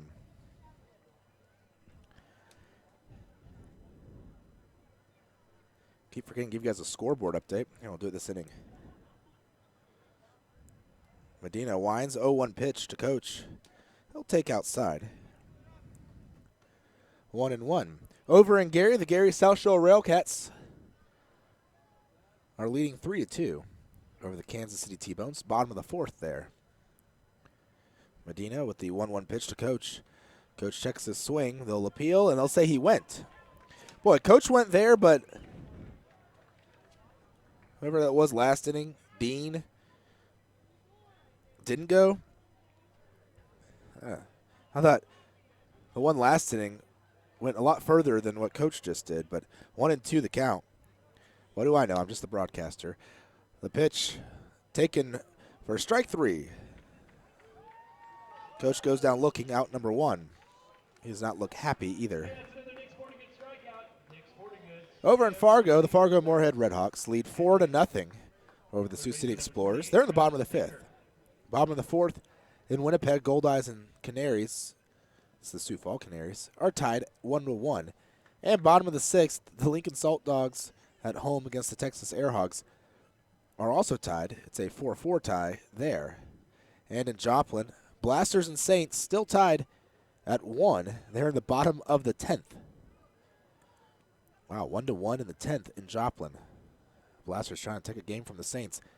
Pitch to Travis Danker. He takes down and away for a ball, 1-0. Danker 0 for 1, grounded into a double play his first time up. That ended the second inning.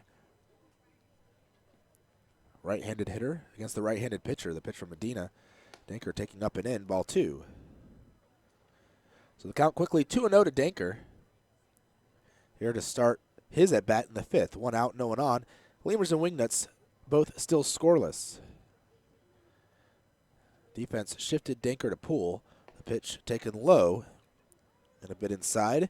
3 balls and no strikes. Again, playing Denker deep like they do with Phipps, at least on the infield. Stringer, the second baseman, playing him to pull. Even at short, Vargas playing him slightly to pull. The pitch inside, ball 4. Denker with absolutely nothing to hit that at bat, or should I say plate appearance, as he walks on 4 straight pitches, bringing Abel Nieves to the plate.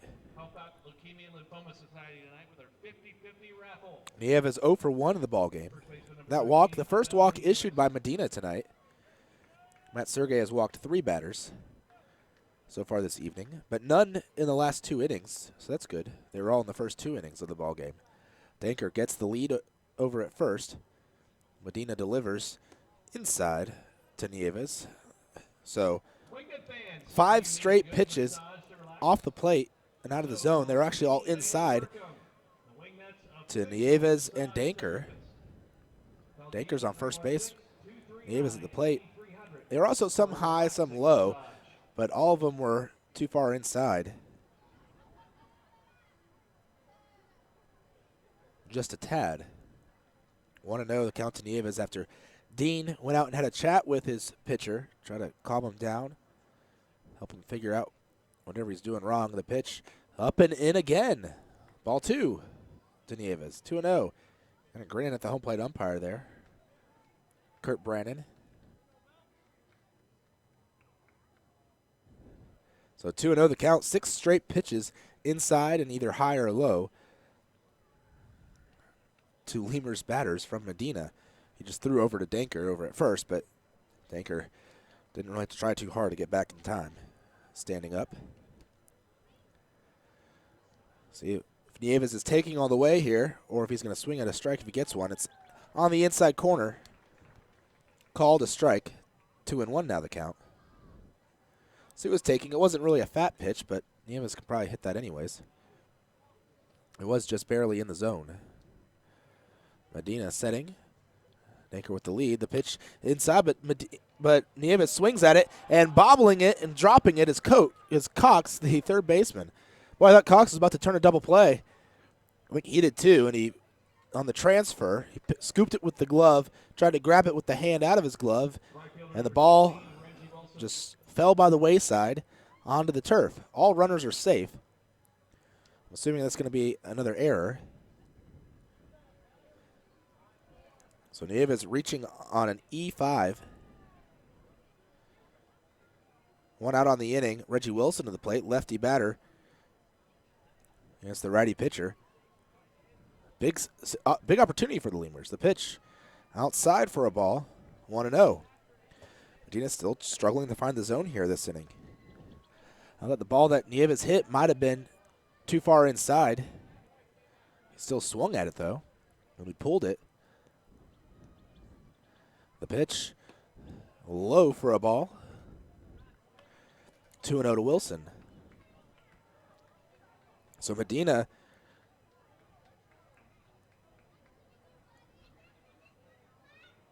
has thrown 18 pitches this inning. Only 3 of them have been in the strike zone. There's a swing ground ball right side to the first baseman as Geiger throws to second for 1 out. The relay to first, not in time.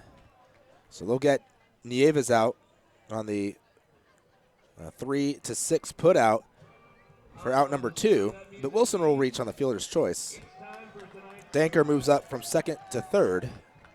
And J.D. Pulfer. This opportunity for the Lemurs, the best they've had this ball game. They've only had a runner on second 1 time before the 5th inning, and that was with 2 outs in the 4th. Just then they had first and second with 1 out. Now it's runners in the corners with 2 outs. And this is the first time Laredo's had a runner on third all night. In fact, the Wingnuts have only had a runner on second once in the ball game. And that was Brent Dean, also with 2 outs.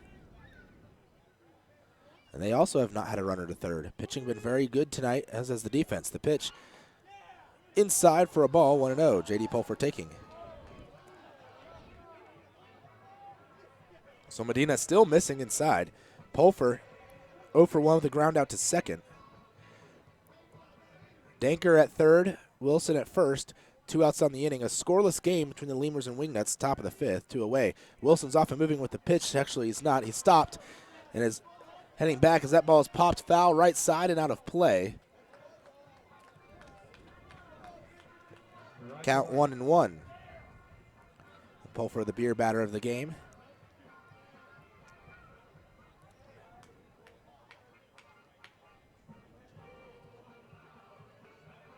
I don't really know what to call this music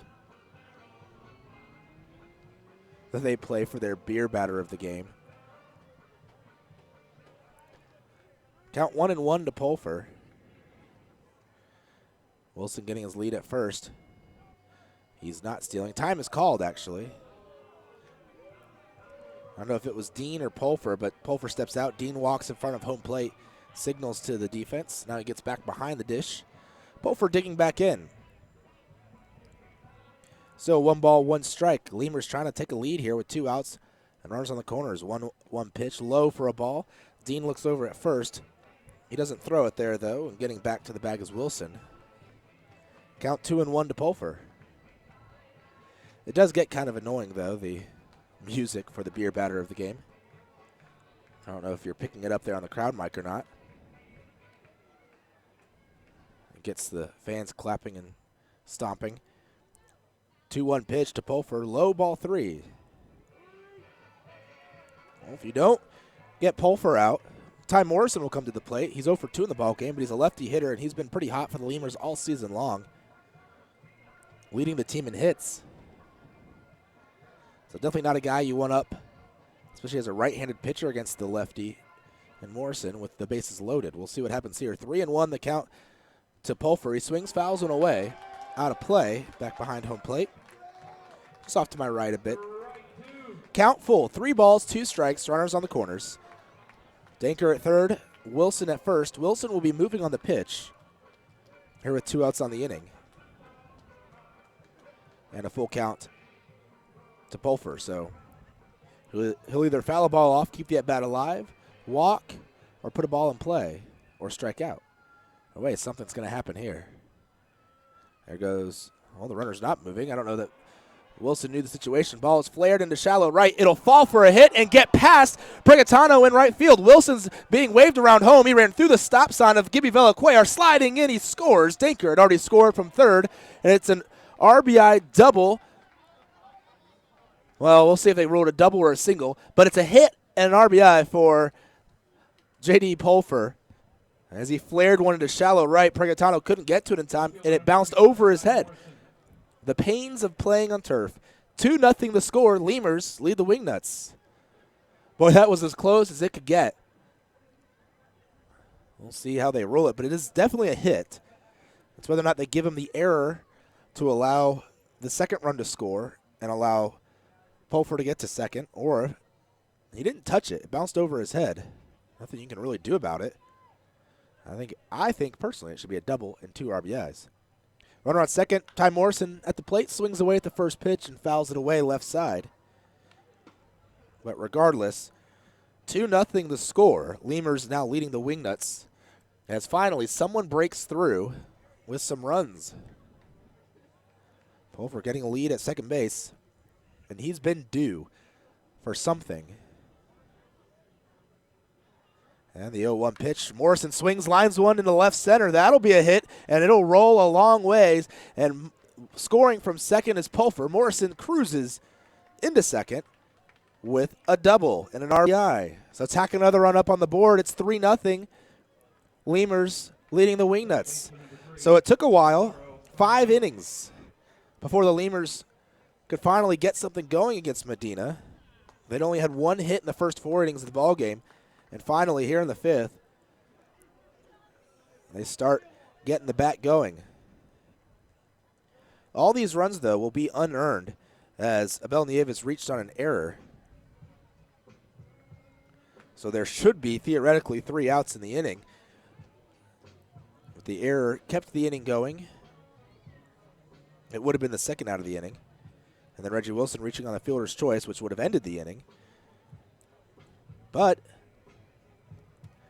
wasn't meant to be. Favors the Lemurs. Luke Robertson, the pitching coach for the Wingnuts, going out to the mound to talk to Medina, Geiger, and Dean.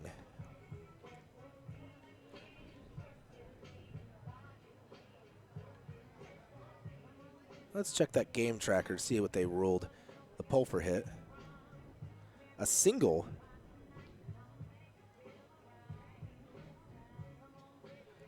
They at least give him 2 RBIs. 1 RBI. They don't have another error on the board. And the pitch called a strike. 0-1 the count to Morrison.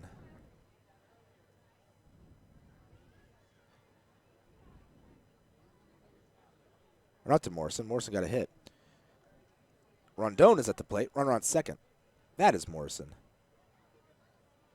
The pitch outside for a ball.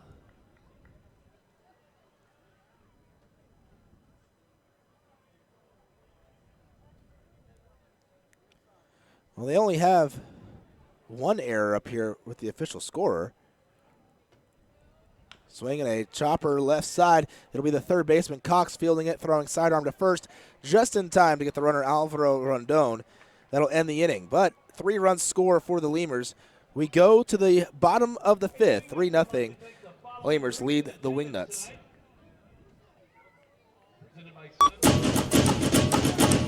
Before your Memorial Day party gets going, drive over to Ashley Furniture Home Store this week for our best Memorial Day sale ever. Get dramatic price reduction store-wide or no interest until January 2021. Choose from sofas and sectionals, all at unbelievably low prices. Plus, find savings on beds and amazing deals on dining rooms. It's our best Memorial Day sale ever, so don't wait. Hurry over to Ashley Furniture Home Store right now. Ashley Furniture Home Store. This is home. 4520 San Bernardo Avenue, Laredo, Texas, 956-712-2401. Subject to credit approval. Minimum monthly payments required. See store for details. Getting hungry? Popeyes always hits the spot. Make sure to stop by any Popeyes location to try out Popeyes' new Smoky Garlic Chili Chicken Dinner. It includes 4 smoky garlic chicken tenderloins served with Popeyes' new garlic herb dipping sauce, your choice of a signature side, and a buttermilk biscuit for just $4.99. Promotion starts Monday, May 25th.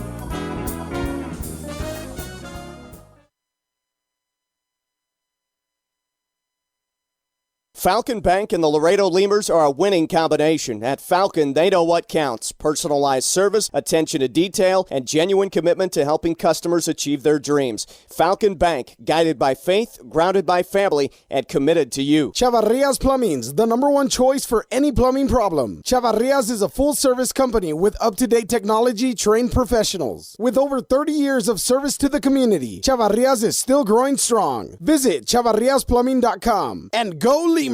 Right now, when you sign up for a Gold's Gym membership, you'll get tons of extras completely free. Confidence, free. Compliments from your coworkers, free. And the desire to wear tiny bathing suits, you guessed it, free. You'll be stronger with extras, and you'll be stronger with Gold's Gym. Know your own strength. Tiny bathing suit not included.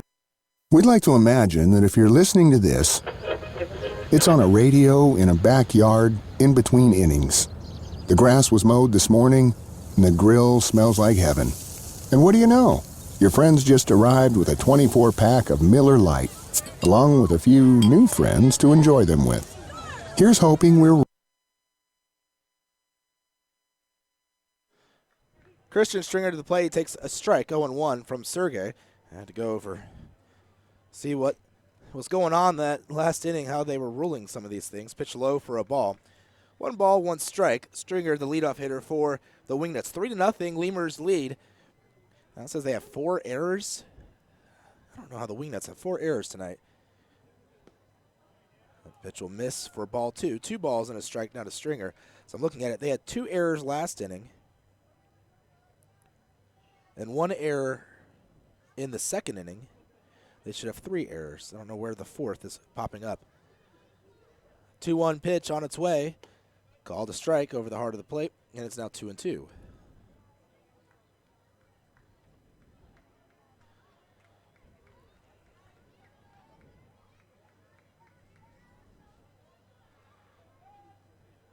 Defense playing Stringer to pull heavily. Oh. Ring him up, Kurt Brandon. That pitch just missed somewhere. From my vantage point, it looked like it was thigh high on the inside corner. He calls it ball 3. 3 balls, 2 strikes, full count to the man leading off the 5th inning, Christian Stringer. When I say heavily playing him to pull, Nieves almost playing the line over there at first. Rondon in shallow right field. 3-2 pitch swung on and hit high in the air into right. Rondon running out as coming over towards the line, and in is Wilson, when Wilson will make the catch. They had Pulfer playing on the right side of second base, and then Travis Danker playing basically a shallow shortstop or a drawn-in shortstop position. Zach Cox to the plate, 1 out on the inning.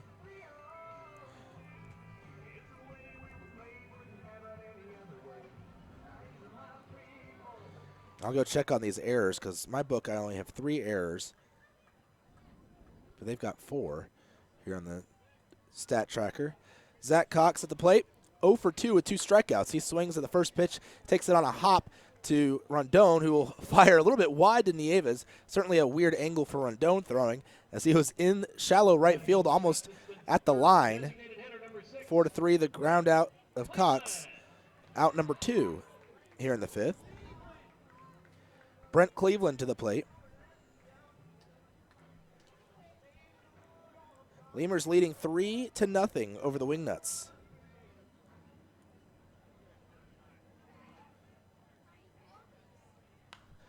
Cleveland swings the first pitch, pops it up, right side, foul territory towards the seats. Nieves tracking it. It'll land about 4 rows up and then bounce onto the field.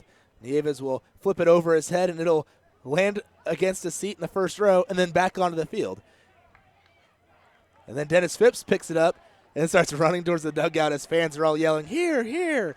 And he tosses it to a young child. Phipps just playing around with the fans, I think, there. 0-1 the count to Cleveland after the foul ball. Sun setting, still some cloud coverage, but it's peeking through. A swing and a miss. Cleveland 1 for 2 in the ball game, down 0-2 here. You can see it shining against the buildings beyond into downtown Wichita. 0-2 pitch, swing and a miss, strike 3. Cleveland strikes out for the 2nd time tonight, and that's strikeout number 6 for Matt Sergey. We go to the 6th. Lemurs lead 3-0 over the Wingnuts.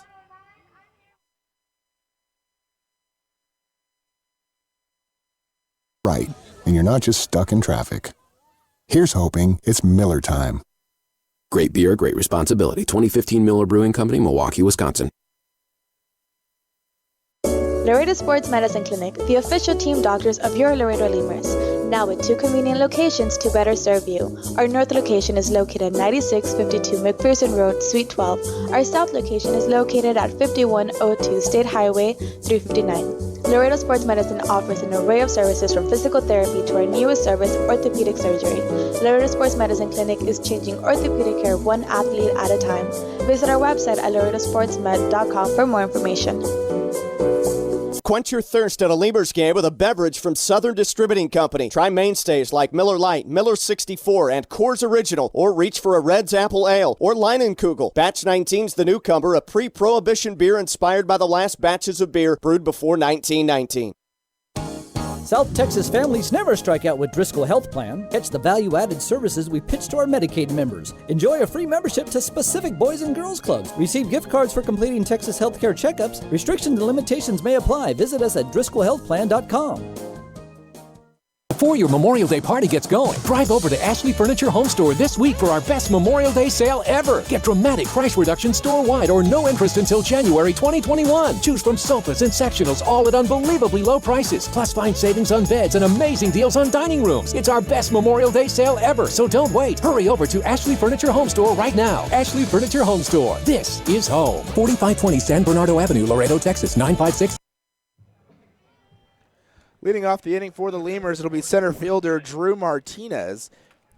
Got it straightened out. They only have 3 errors in the ballgame. My book was right. This point streak stat tracking system they run here in the American Association, pitch called a strike. They run it in a lot of leagues, actually. We're not the only one. I think the Atlantic League does it, the Can-Am League does it, and even the Frontier League does. A lot of independent leagues using it. But it is very confusing, especially if you don't know how to do it. Swing and a foul left side, And it might stay in play. It will, but it'll be foul and then bounce over the seats. No one can get to it in time. Count 0-2 to Martinez, who is 1 for 2 in the ballgame. He got the Lemurs' first hit of the ballgame back in the fourth.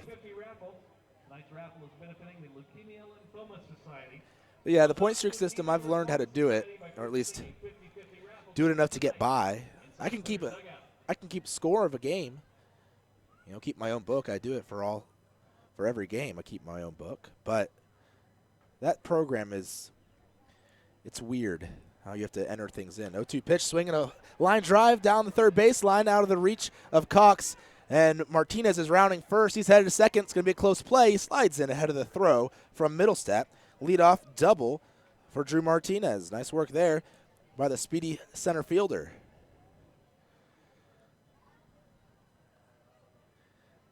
He'll hand his batting gloves and his little shin protector that he wears at the plate off to the first base coach, who tonight, Danny Moskowitz, last night's starter. I asked him who was smarter, him or Jeff Inman. Moskowitz, who went to Harvard, and Inman, who went to Stanford. He said, well, my answer is going to be kind of biased. You should probably ask Jeff. I said, well, isn't his going to be biased too? The pitch to Dennis Phipps on the inside corner, called a strike, 0-1, runner on second. No outs, top of the sixth, and Dean's going to go out and have a chat with his pitcher, Medina. Lemurs leading 3-0 over the Wingnuts. All three of those runs are unearned, by the way. So Medina's ERA still declining. He came in with an ERA of above a 16. 16 and change. That is not good. The pitch, swing and a foul, back behind the plate towards the third base side, actually, a little bit. It's 0-2. But Moskowitz, I asked him, he said his major was in psychology. He took a lot of history classes and some biology, evolutionary biology, I think he said, classes. So kind of had a broad spectrum of coursework over at Harvard. The 0-2 bounced in the turf in front of home plate. Dean hopped up and acted like he was going to throw, but didn't. Diving back into second is Drew Martinez on that turf. He's going to shake out those rubber pellets from his jersey for getting a lead. 1-2 the count to Phipps, who was 0 for 2. He reached on an error in the second and struck out swinging in the fourth. The pitch, swing and a miss. There's strike 3. Second time he struck out tonight. First out here in the sixth. Moskowitz said Inman, he couldn't remember what he was a major in, but it was something in the math or science. Says he's more of that kind of a mindset, and he's more of the liberal arts kind of creativity ways of thinking there with the psychology major. To the plate, Matt Coach, 0 for 2.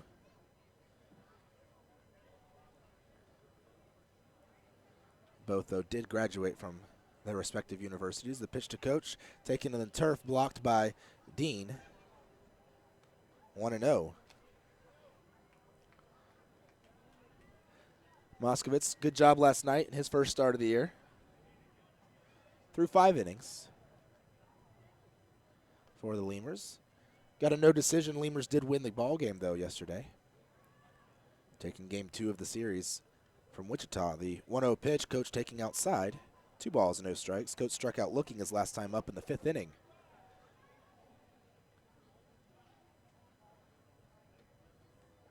Martinez still over at second base. Looking around him. He's actually looking into center field a little bit, too. Looking at Stringer at second and Vargas at short, trying to see who might be trying to cover the bag. Very aware of his surroundings as he continues to creep off wearing his white cleats. The 2-0 pitch, grounder towards the shortstop Vargas. He'll go to first with it for the out. Going second to third is Martinez. 2 outs on the inning now with the ground out of Coach. Travis Stanker to the plate. He walked in the 5th and scored. That run, the first run of the ball game for the Lemurs. He also grounded into a double play in the second, so 0 for 1 in the ball game with a run scored. Runner on third base for Laredo, and the magic happened last inning with 2 outs. Maybe Danker can be on the hitting side of it here instead of the scoring side like he was last inning. driving a run in. Here comes the first pitch. Danker swinging away, grounding it foul down towards the third baseline. It'll roll over to the Wingnuts bullpen. 0-1.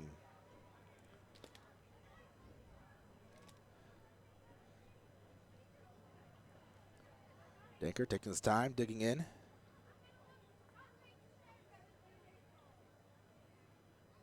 Now the wind and delivery from Medina, going from the windup here with a man on third. Pitch outside for a ball, 1-1. Of course, a pitcher can go from the windup if he has the bases loaded or just a runner. If there's a runner on third, either second and third, bases loaded, or just third, pitch low for ball 2.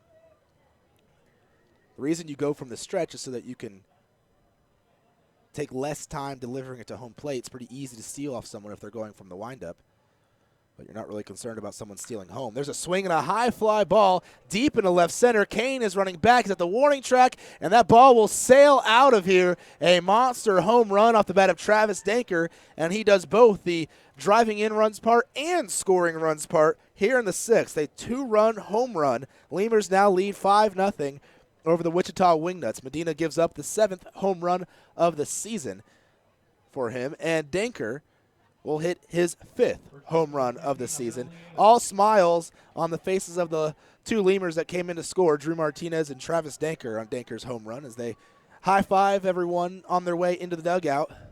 Team all jumping around Danker, high-fiving him, patting him on the back. To the plate, Abel Nieves. He reached on an error last inning, pitch up and in for a ball, 1-0. Lemurs don't have many home runs as a team this season. They now have 6, and Danker has 5 of them. There's a strike on the outer half of the plate. Danker powering the team in the home run department. 1-1 the count here to Nieves. The pitch from Medina swung on, grounded towards short, moving to his right, rounding off the ball. Throwing to first is Vargas for the out, 6-3. That'll end the inning, but a 2-run home run off the bat of Travis Danker makes this a 5-0 ball game. Lemurs in control over the Wingnuts. 712-2401. Subject. Getting hungry? Popeyes always hits the spot. Make sure to stop by any Popeyes location to try out Popeyes' new Smoky Garlic Chili Chicken Dinner. It includes 4 smoky garlic chicken tenderloins served with Popeyes' new garlic herb dipping sauce, your choice of a signature side, and a buttermilk biscuit for just $4.99. Promotion starts Monday, May 25th.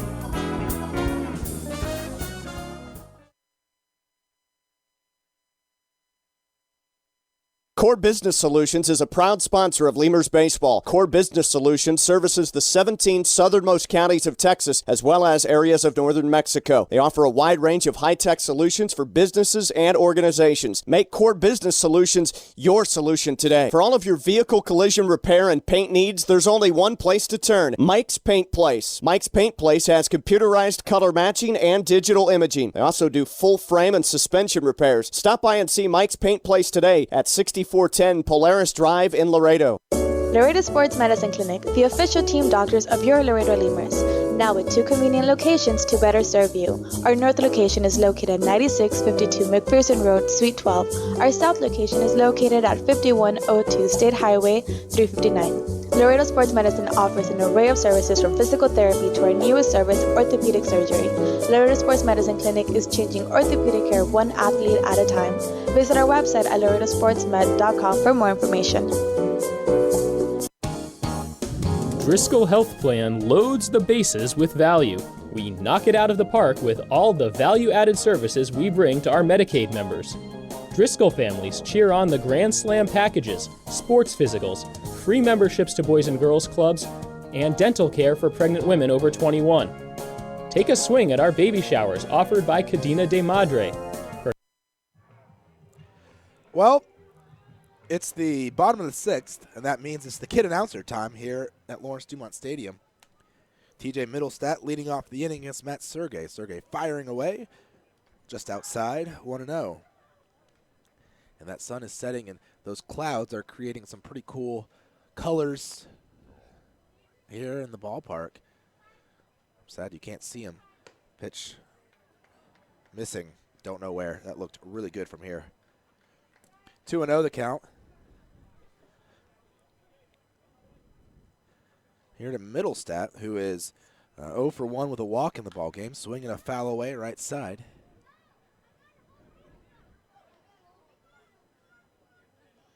Count now 2-1 to him. Should be 1-2, I think.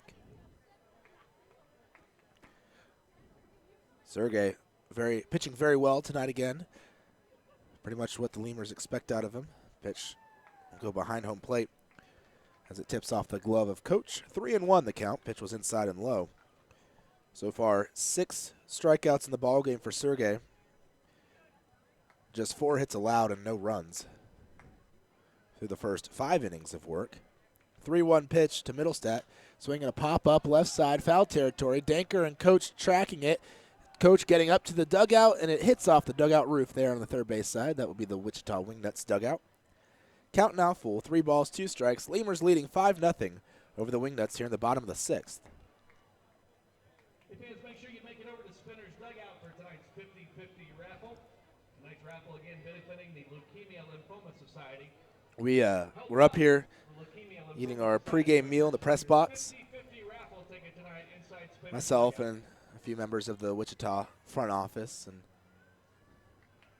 they asked me what I guess my prediction of the game was.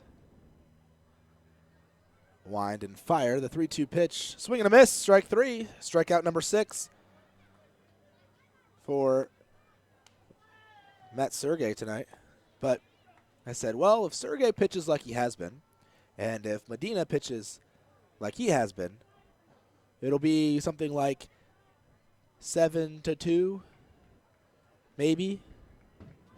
Meaning maybe they score 2 runs against our pitching. But I was being generous. I didn't want to go, oh, it's going to be 7-0. We're going to shut you out, you know. Can't be that mean. Pitch called a strike to Dustin Geiger. Right now it's 5-0 though. Lemurs in the lead. And Sergey looking every bit as good as he has throughout his first 2 starts of the season here in start number 3. Geiger 0 for 2 in the ballgame, strikeout and a ground out. The 0-1 pitch, swing, ground ball right at the second baseman Rondon, who is shifted over towards the middle. He throws to first, out number 2. Not, of course, that I can predict what happens in ball games. I don't know. Plus, a guy can have an off night. You never know. So I said, if things hold serve as they have. Richard Prigatano to the plate. 0 for 1, a strikeout and a walk. 2 outs in the inning here in the bottom of the 6th inning. The pitch to Prigatano, up and away.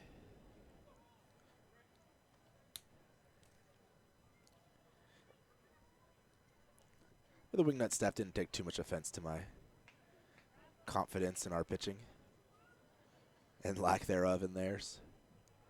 They threw 2 of their 3 best pitchers, or starting pitchers, against us the last 2 ball games with Anthony Capra and Tim Brown. The pitch will find the zone for a called strike. 1 ball, 1 strike, the count to Prigatano.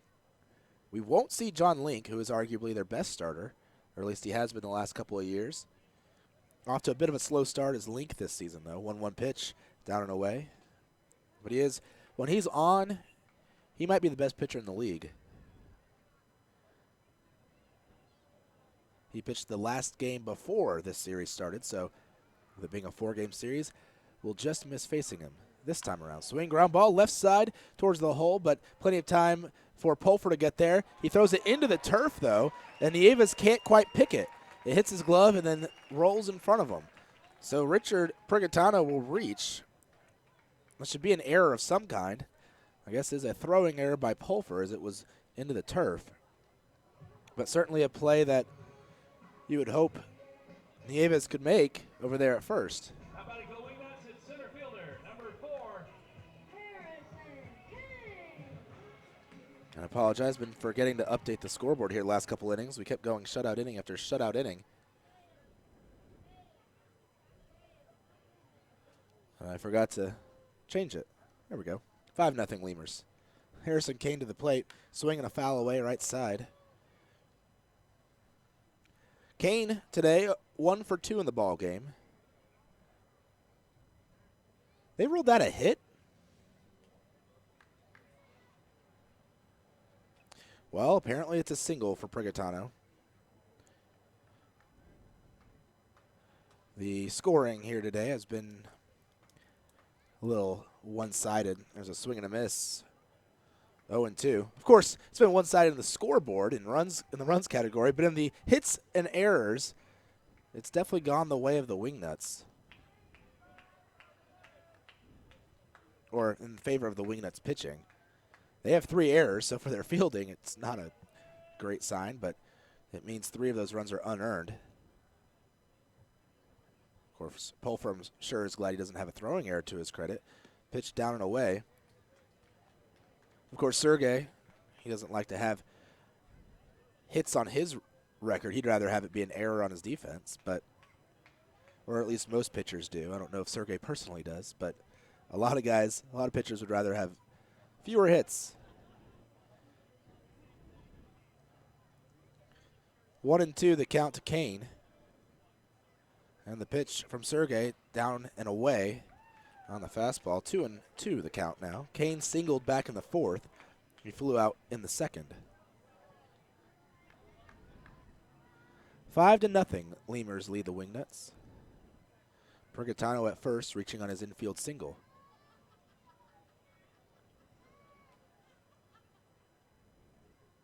Sergey sets. He'll lift the leg and deliver plateward. Breaking ball called. Strike 3. Inside corner at the knees of Kane. He didn't like the call, but it's the 2nd strikeout of the inning. That'll end the inning there in the 6th. 5-0. We go to the top of the 7th. Lemurs leading the Wingnuts. Get those peanut. Texas Outlaw Grill is a proud sponsor of your Laredo Lemurs, specializing in outlaw delicacies such as the Texican, the Gringo, and the Bandit hot dog and their ever-famous barbecue burger. Be the first to try their groundbreaking Cabrito hamburger and Cabrito hot dog. For all to-go orders, catering, and fundraising information, go by 5209 Springfield Suite number 4 or call 956-771-1919. That's Texas Outlaw Grill.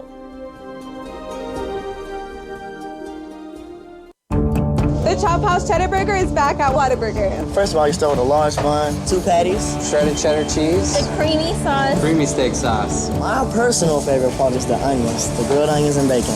Grilled perfection.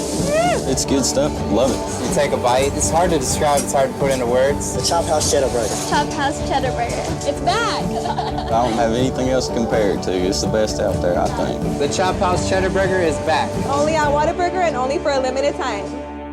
Chavarrias Plumbing's the #1 choice for any plumbing problem. Chavarrias is a full-service company with up-to-date technology, trained professionals. With over 30 years of service to the community, Chavarrias is still growing strong. Visit chavarriasplumbing.com and go Lemurs! Quench your thirst at a Lemurs game with a beverage from Southern Distributing Company. Try mainstays like Miller Lite, Miller 64, and Coors Original, or reach for a Red's Apple Ale or Leinenkugel. Batch 19's the newcomer, a pre-prohibition beer inspired by the last batches of beer brewed before 1919. Hey, ¿tienes algo que celebrar? Que le salió el primer...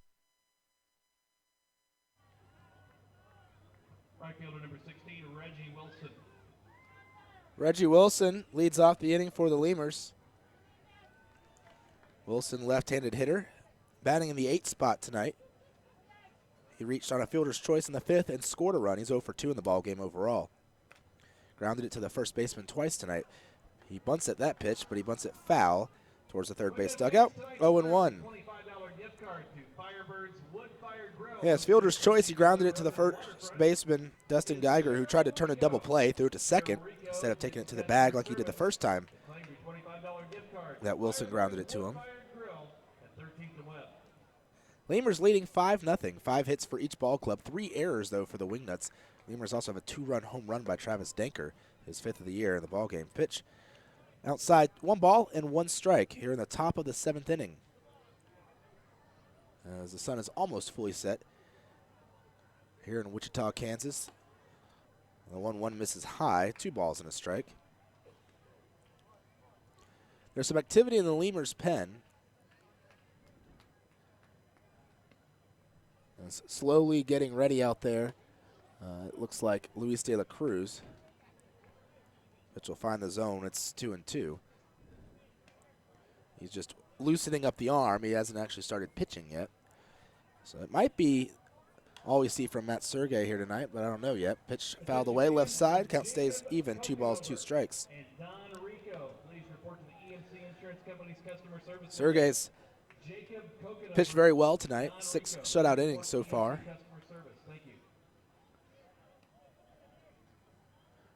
So we'll see if he's allowed to go into the 7th or not. 2-2 pitch, swing, and a chopper towards the shortstop Vargas. He fields it above his head, throws to first for the out, 6-3. The put out. 1 away here in the 7th. Lemurs with 3 runs in the 5th and 2 runs in the 6th.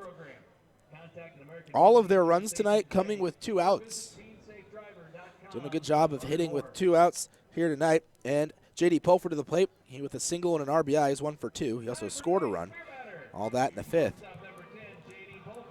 On a bit of a close / controversial call, they ruled it an error, and all the home team getting the advantage. Swing and a miss.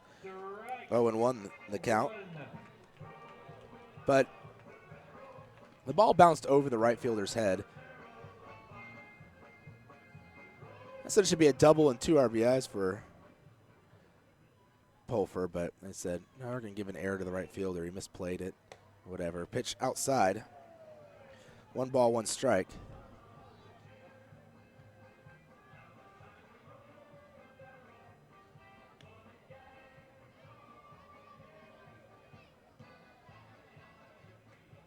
Medina on the hill, the righty, will wind and deliver the 1-1 pitch. Swinging a hard hit ball high in the air into center, but got a little too much under it. Did Pulfer, still backpedaling and making the catch about 10 feet short of the warning track is Harrison Kane, out number 2. Pulfer not giving the fans what they want tonight here in Wichita, and that's a strikeout. He's 1 for 2, but ground out and a fly out are his 2 outs, as he is the beer batter strikeout hitter of the night, and he hasn't struck out yet. And it being the 7th inning, probably his last time up while they're still selling beer. Ty Morrison to the plate. Takes outside for a ball. Morrison with an RBI double in the 5th. 1-0 the count. And the pitch, Morrison swinging, fouling it away left side and out of play. 1 ball, 1 strike. Now to Morrison. Lemurs leading 5-0 here in the top of the 7th.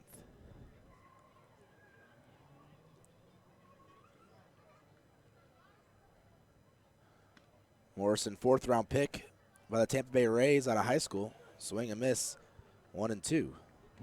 Back in 2008, out of Tigard High School in Oregon.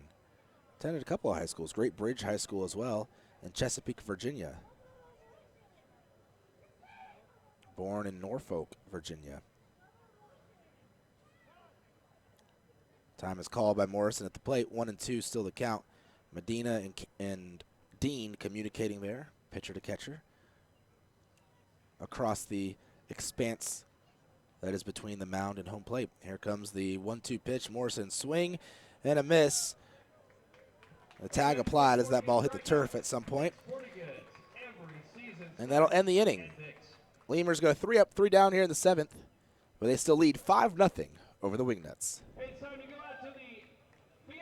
¿Diente a tu hijo? ¿Que tu abuelita aprendió a tuitear? ¿Que cambiaste tu cheque? La respuesta es la misma, pues un carnesazo. No importa lo que estés celebrando, lo que importa es que lo celebres, pues con un carnesazo de H-E-B. En H-E-B encuentras gran variedad de cortes a precios bajos y de buena calidad. Carnesazo, carne asada con ganas, solo en H-E-B. Hey, ¿tienes algo que celebrar? ¿Que por fin compraste carro nuevo? ¿Que cambiaste tu cheque? ¿Que hoy empieza tu fin de semana? ¿O que hoy se acaba tu novela y mañana empieza otra? La respuesta es la misma, pues un carnesazo. No importa lo que estés celebrando, lo que importa es que lo celebres, pues con un carnezazo de H-E-B. El carnezazo de H-E-B es una pachanga de sabor. Solo tienes que invitar a los compadres, prender la parrillita, ponerle unas fajitas, costillitas, chuletitas, salchichitas y, ¿por qué no?, hasta un pollo mariposita. Y que no se te olvide la musiquita y hasta una buena bailadita para un gran carnezazo. En H-E-B encuentras gran variedad de cortes a precios bajos y de buena calidad. Carnezazo, carne asada con ganas, solo en H-E-B. Right now, when you sign up for a Gold's Gym membership, you'll get tons of extras completely free. Confidence, free. Compliments from your coworkers, free. And the desire to wear tiny bathing suits, you guessed it, free. You'll be stronger with extras, and you'll be stronger with Gold's Gym. Know your own strength. Tiny bathing suit not included. Miller invented light beer, the original light Pilsner, and that changed everything. This led to fewer guys with beer bellies, which led to more women attracted to those guys, which led to dates, second dates, wedding bells, and honeymoons, which led to hubbada, boom, which led to you.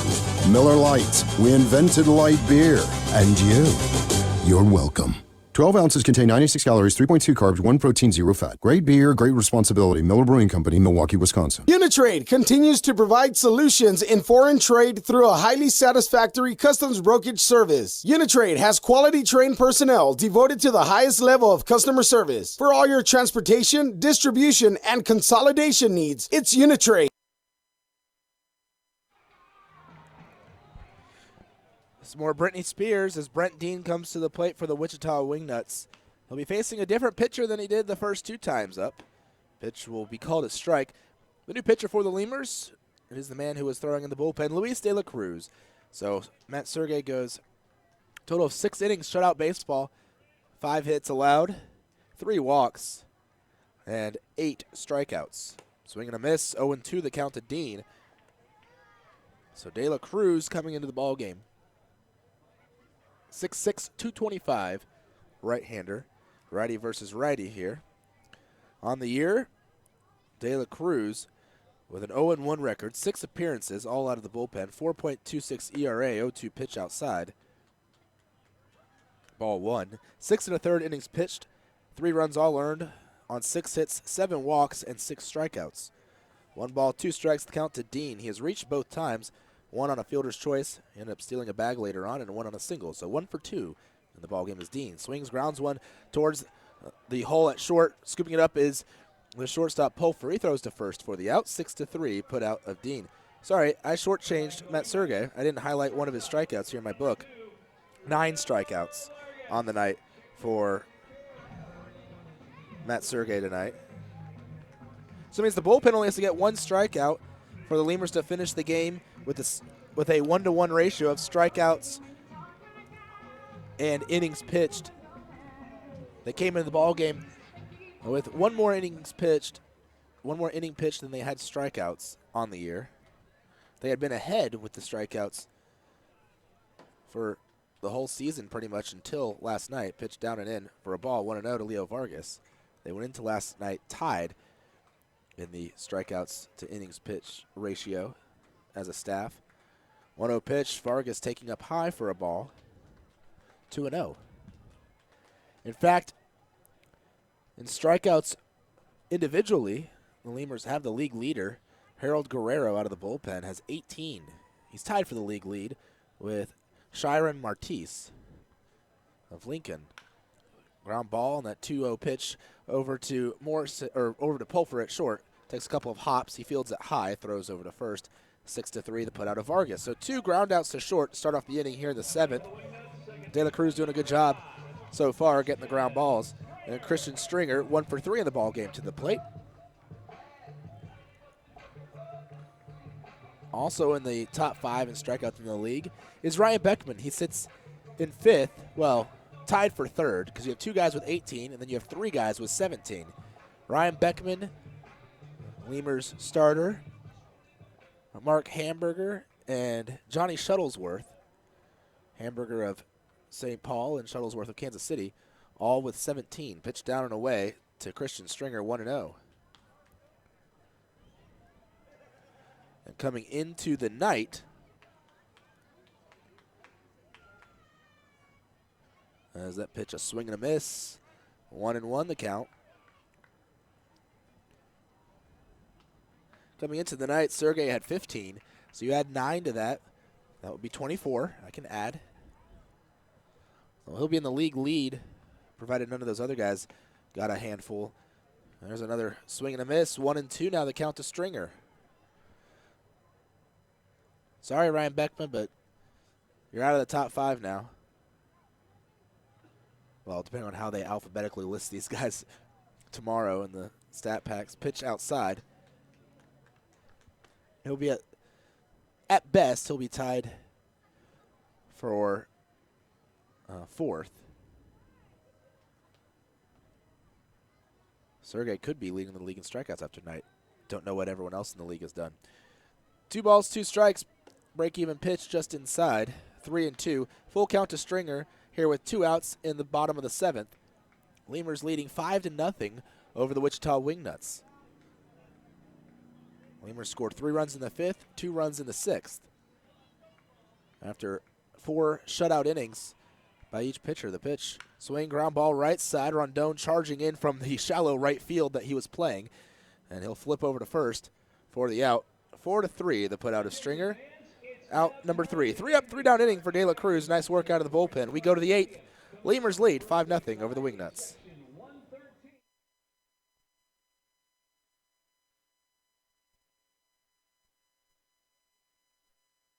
We'd like to imagine that if you're listening to this, it's on a radio in a backyard in between innings. The grass was mowed this morning, and the grill smells like heaven. And what do you know? Your friends just arrived with a 24-pack of Miller Lite, along with a few new friends to enjoy them with. Here's hoping we're right, and you're not just stuck in traffic. Here's hoping it's Miller time. Great beer, great responsibility. 2015 Miller Brewing Company, Milwaukee, Wisconsin. We'd like to imagine that if you're listening to this, it's on a radio in a backyard in between innings. The grass was mowed this morning, and the grill smells like heaven. And what do you know? Your friends just arrived with a 24-pack of Miller Lite, along with a few new friends to enjoy them with. Here's hoping we're right, and you're not just stuck in traffic. Here's hoping it's Miller time. Great beer, great responsibility. 2015 Miller Brewing Company, Milwaukee, Wisconsin. Falcon Bank and the Laredo Lemurs are a winning combination. At Falcon, they know what counts. Personalized service, attention to detail, and genuine commitment to helping customers achieve their dreams. Falcon Bank, guided by faith, grounded by family, and committed to you. There's a reason why Popeyes create some of the best tasting chicken in the world. We were born in New Orleans, Louisiana, the land of good fun and great cooking. Spicy flavor is a way of life in New Orleans, and everything we make reflects it. From our Popeyes bona fide chicken and handcrafted tenders to our home-style mashed potatoes with Cajun gravy and our soft buttery biscuits, everything we make is made with care and served up fresh. Only at Popeyes.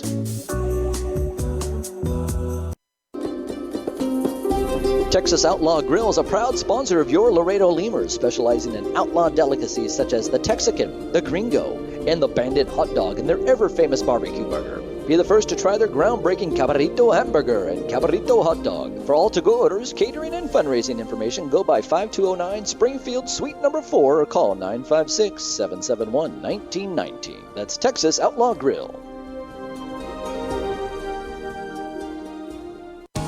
South Texas family.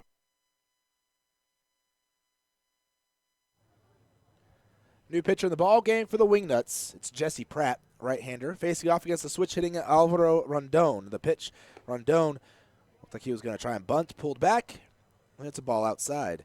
So new pitcher here in the top of the 8th for the Wingnuts in Jesse Pratt. We saw him a couple nights ago, 6'5", 215. The pitch, Pratt firing away. It's fouled off back to the screen, 1-1. I think he hit the padding below the screen behind home plate. Pratt this season with Wichita is 0-0 with a 5.40 earned run average, 6 appearances. Pitch won't find the zone either. It's 2-1. 8 1/3 innings pitched. He's allowed 5 earned runs, 6 runs total, 4 walks, 4 strikeouts, 14 hits. 2 balls and a strike. The offering is fouled away left side and out of play. Count evens up 2-2. So Pratt comes in here in the top of the 8th. De La Cruz came in the bottom of the 7th. So the day done for Medina. Give you his final numbers here. Medina tonight, 7 innings, 5 hits, 5 runs, only 2 earned. Pitched down and away. 3 balls, 2 strikes, full count to Rondon as he leads off the 8th inning. Lemurs lead 5-0 over the Wingnuts. 1 walk for Medina, 4 strikeouts. So a much better start than he's had already this year. Pitch ground ball towards the middle. Moving to his right is the second baseman Stringer. He throws to first. Close play at the bag, but it's in time to get Rondon. Center fielder number 4, Drew Out number 1, and Drew Martinez to the plate. So Medina, only the 2 earned runs tonight. That'll help his ERA certainly, as well as going 7 innings tonight. Can't ask for a whole lot better from him tonight. Of course, errors allowed the first 3 runs of the ball game for the Lemurs to score. But the big 2-run home run by Travis Danker just added to it, and those are his 2 earned runs. So 1 out here in the top of the 8th for Drew Martinez, who has 2 hits in the ball game. He has a single, a double, and a run scored, as well as a stolen bag. A pitch, a called strike on the inner corner, lower half, 0-1. So it looks like the Lemurs probably going to have to play a bottom of the 9th, since we are the away team. Ground ball right side through the hole, and to right, diving was Stringer, but he couldn't get to it. And it's the 3rd hit of the ball game for Martinez. The designated hitter number 55, Dennis Phipps. Well, we mentioned how earlier in the season, a couple of guys did some interviews with me and had a bad game the next day. But a few guys did some interviews yesterday and today as the pitch comes into Dennis Phipps outside for a ball, 1-0. The guy named Rob Paneer. He runs a website called the Minor League Sports Report.com, I believe. He covers the American Association, though. Pitch foul back to the screen. 1 ball, 1 strike. Covers the American Association as well as some other things, but he likes this league. He's from St. Paul. He's in town, though. Comes down to Wichita a couple times a year, and he interviewed a handful of guys with the Lemurs today, and one of them being Martinez. Maybe Martinez will want to interview tomorrow. That was bad luck. Maybe Rob is good luck.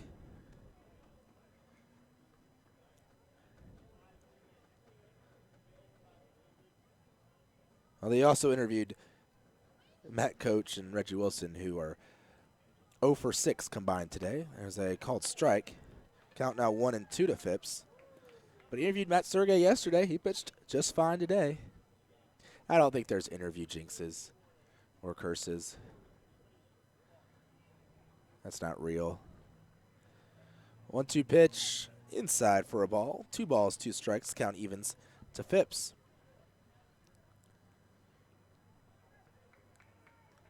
That's just silly. Martinez getting a lead at first. He's moving on the pitch. It's inside. Oh, on the inside corner. Called a strike, and now they're going to call interference on Phipps as he ducked down in front of Dean.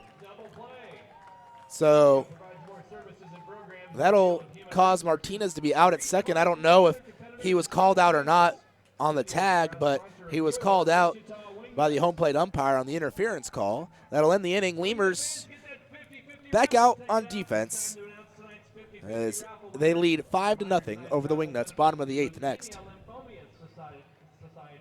Please never strike out with Driscoll Health Plan. Catch the value-added services we pitch to our Medicaid members. Enjoy a free membership to specific boys and girls clubs. Receive gift cards for completing Texas healthcare checkups. Restrictions and limitations may apply. Visit us at DriscollHealthPlan.com.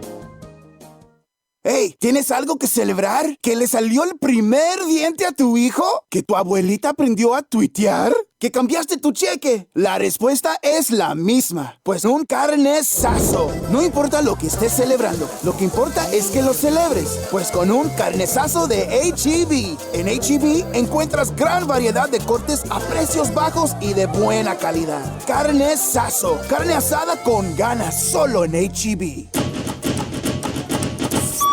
Laredo Sports Medicine Clinic, the official team doctors of your Laredo Lemurs.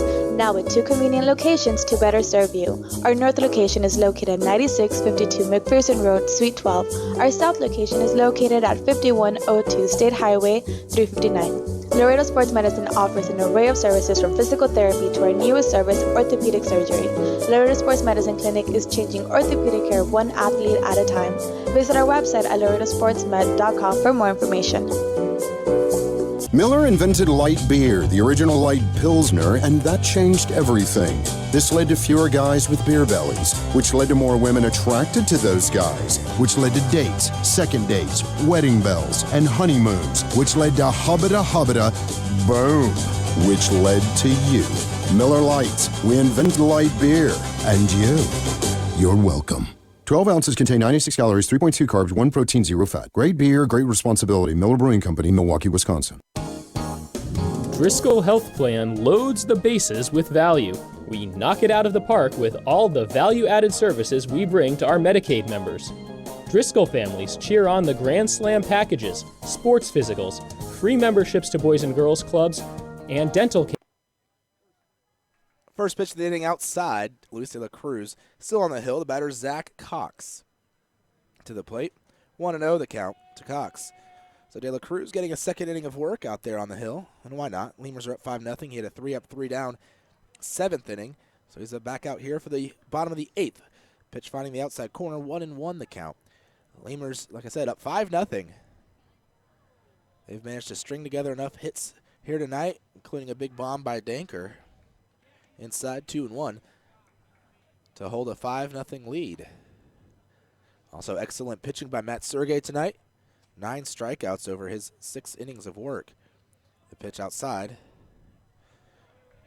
3 balls and a strike, the count to Cox. There is someone getting loose out there in the Lemurs pen.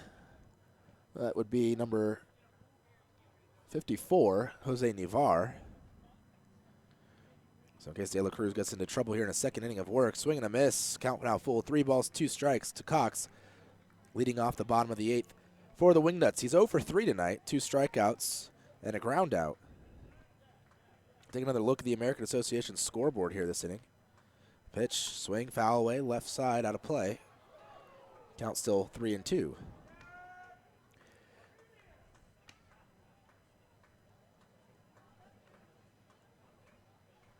Wingnuts have their work cut out for them. Defense for the Lemurs again playing Cox to pull like they have all night long. De La Cruz looking for a strikeout. A pitch, swing, ground ball right to Danker, who's basically playing shortstop instead of third base, which is what he's actually playing. Fires over to first for the out, 5-3. It was to the turf. Nice pick out there by Nieves. Final in 11 innings. St. Paul winning over Joplin, 4-1. So that 1-1 ball game that was tight, Joplin trying to take one from the visiting St. Paul Saints, who have been on fire this year. Well, they couldn't come through. 4-1 final. St. Paul beating the Blasters. To the plate, Brent Cleveland. 1 for 3 in the ball game, 2 strikeouts. First pitch, a called strike, 0-1. Lincoln right now leading the Texas Airhogs. Go Lincoln.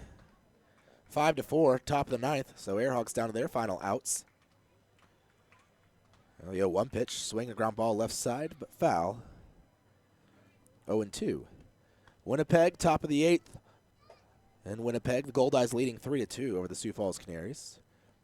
Right now, the Sioux City Explorers getting shut out in Fargo as the Fargo-Moorhead Redhawks lead 6-0 over there in the top of the 8th in Fargo. De La Cruz readies and fires the 0-2 pitch. Swing, ground ball towards short. This time it's actually pulled for the shortstop making the play. He fires into the turf, and Nieves getting some work over there, first base, stretching and picking it out for the out, 6-3. The put out of Cleveland. 2 up, 2 down, 2 grounders pretty much to the same spot, one fielded by the third baseman and one fielded by the shortstop. And one more score for you. In the bottom of the 7th, over in Gary, the Gary South Shore Railcats trailing by a run. It's 4-3 as the T-Bones from Kansas City lead that ball game. Let's check out that Texas Airhogs ball game, as the Airhogs are the closest team right now to the Lemurs in the standings. There's one out, no one on, full count in the top of the 9th. Brian Bistain at the plate against Evan Reed there in Lincoln. There's 2 outs here in the bottom of the 8th. No one on. The pitch to TJ Middlestat, low for a ball, 1-0. So Salt Dogs still have to get a couple more outs to close out that ball game against the Airhogs. Now the pitch outside for a ball, 2-0. In fact, the Airhogs out-hit the Salt Dogs tonight. So far they have 10 hits, Lincoln with 7. Lincoln even has 2 errors in the ball game, but they still lead 5-4. Airhogs with 1 error. 2-0, just outside, 3 balls, no strikes. Now the count to Middlestat. Of course, Michael Herr, a couple of runs scored in that ball game with a hit and an RBI, also a walk. Another pitch, and the 3-0 will be just inside.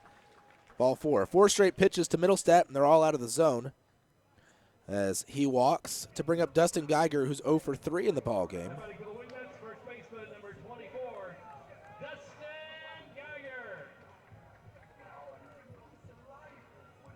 Dustin Geiger to the plate, and well, you know, Burt Reynolds has an RBI tonight,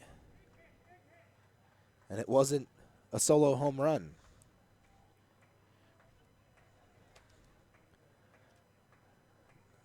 The pitch to Dustin Geiger, inside for a ball, 1-0. So 6 straight balls pitched by De La Cruz, all out of the zone here. He'll step off the back of the mound, gather himself, lick the fingers, climb back up the hill, toe that first base side of the rubber as Middlestat gets a lead off at first. Geiger, the righty, against the righty De La Cruz. Swing and a miss, curveball into the turf. 1 ball, 1 strike, blocked by Matt Coach, the Lemurs catcher. There's now 2 outs and a 2-2 count to Michael Herr over there in Lincoln, as the Salt Dogs trying to beat the Airhogs. The pitch called a strike, 1-2. Lincoln can hold on here, and Laredo can hold on. Lemurs would have a 2-game lead over the Airhogs after tonight. Pitch in the dirt, a check swing, and yes, he went, says first base umpire Mike Gardner. That's strike 3. De La Cruz with the strikeout here in the 8th to end the inning. We go to the top of the 9th. Lemurs' last chance for them to tack on a run or 2.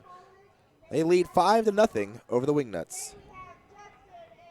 Quench your thirst at a Lemurs game with a beverage from Southern Distributing Company. Try mainstays like Miller Lite, Miller 64, and Coors Original, or reach for a Red's Apple Ale or Leinenkugel. Batch 19's the newcomer, a pre-prohibition beer inspired by the last batches of beer brewed before 1919. Chavarria's Plumbing's the #1 choice for any plumbing problem. Chavarria's is a full-service company with up-to-date technology, trained professionals. With over 30 years of service to the community, Chavarria's is still growing strong. Visit chavarriasplumbing.com and go Lemurs!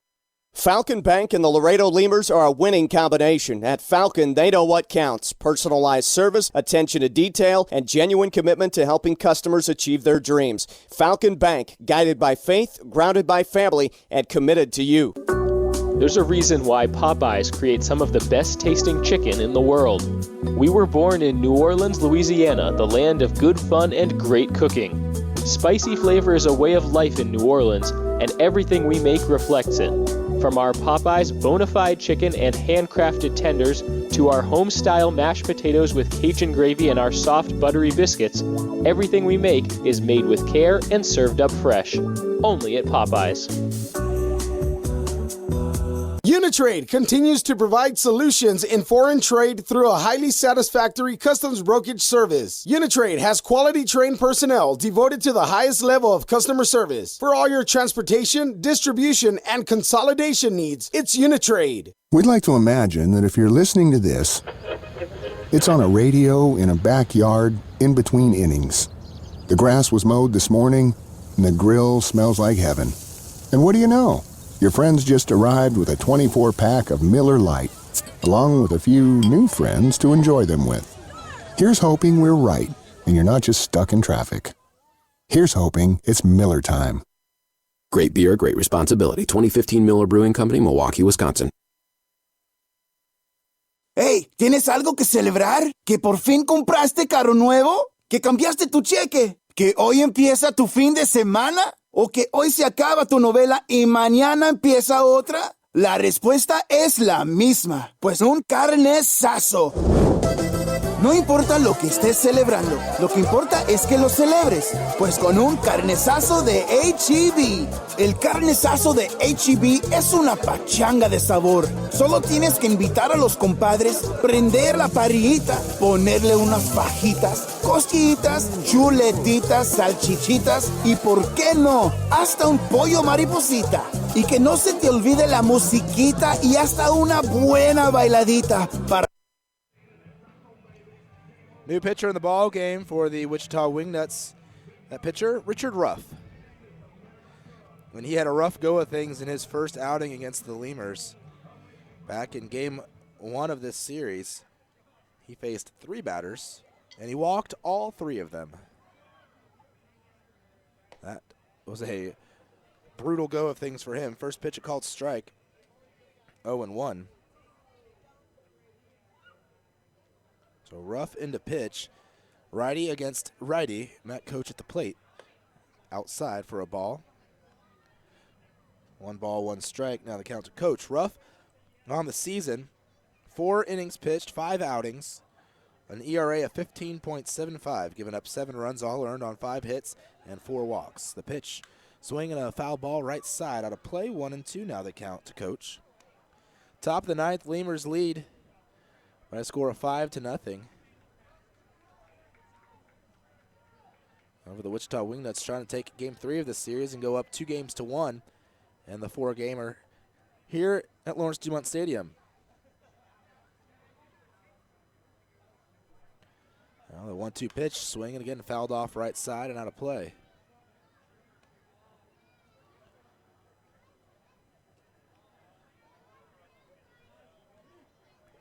One and 2 the count remains. And a final score now in Lincoln. Salt Dogs do win by a score of 5-4 over the Texas Airhogs. So Lemurs hoping to advance their lead in the South Division to 2 games with a win here tonight. They lead 5-0. 1-2 pitch over the heart of the plate. Called strike 3. Coach knew it before the call was even made. He heads back to the dugout. 1 out here in the top of the 9th. That brings up Travis Danker to the plate.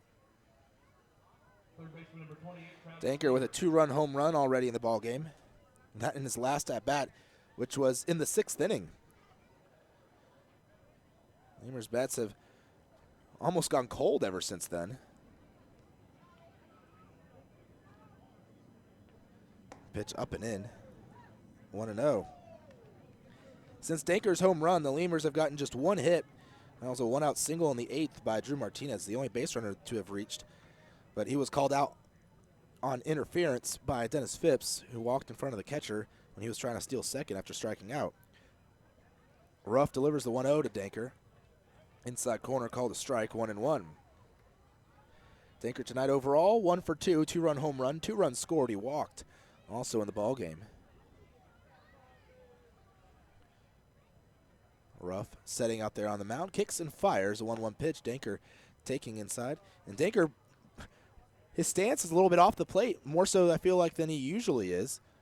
He's been buzzed up inside a bunch tonight. Not that guys are throwing at him or anything, they just have missed inside to Danker every single time tonight, if they've missed. And well, Ruff was inaccurate in his first outing, so Danker giving him some extra space, taking the ball right down the middle. 2-2 now the count. The Lemurs up 5-0. I mean, Danker surely isn't wanting to get beamed by something. Standing in the middle of the box. The pitch up and in again. He's packing out hesitantly. 3 balls, 2 strikes, full count to Danker. Here in the top of the ninth, Lemurs leading by a score of 5-0 over the Wingnuts. No one on and one out for Laredo at the plate. Ruff delivers payoff pitch. Danker taking again, up and in. Ball 4. And that's why Danker is standing in the middle of the box instead of crowding the plate. He usually is right almost on top of home plate. But 4 balls out of 6 pitches, and they were all inside. Abel Nieves to the plate. Nieves 0 for 3. He reached on an error tonight. He digs in. He's a little closer to the plate, though, than Danker was. Still not right on top of it, though. The pitch over the heart of the plate, called a strike. 0-1. Danker over at first base now with 1 out on the inning. Top of the ninth. Not that the Lemurs need any insurance runs here. They lead by 5, but another 1 or 2 couldn't hurt. The pitch up and over the head of Nieves. It's caught by Dean. He kind of had to duck a little bit. 1-1. There was some action in the bullpen for the Lemurs, but no one throwing right now. We'll see what they do in the 9th inning. I would doubt De La Cruz goes a 3rd inning of relief, but you never know. 1 ball, 1 strike. Delivery, swinging a foul away, right side, out of play. That ball landing in an area where I don't think anyone's getting it. They have a big light structure, a couple of them, here at the ballpark that are, they're not just the poles, they're kind of a tower. And it landed over there, and they have a gate and a tall fence surrounding the tower to keep people out of it and not from climbing up it. It landed over in that area. So people went around to look for it, but realized it went over that fence. There's a called strike 3 on the outside corner. And another strikeout looking here in the 9th for the Lemurs batters, and Reggie Wilson will come to the plate, left-handed hitter. Wilson today 0 for 3, reached on a fielder's choice and scored a run, that coming back in the 5th. Lemurs lead 5-0 over the Wichita Wingnuts. A win tonight would guarantee at least a series split here in the 4-gamer. And when you play a 4-game series, you're at least shooting for a split. That's the worst you want to do. The pitch inside for a ball. It's hard to win 4 games against a team out of 4. In a 3-game series, obviously you want to win at least 2. You want to win the series. You always want to win a series, but a 4-gamer is hard because it's an odd number. So to win, you have to win 3 games instead of where in a 3-game series, you only have to win 2 games. Pitch up high for a ball.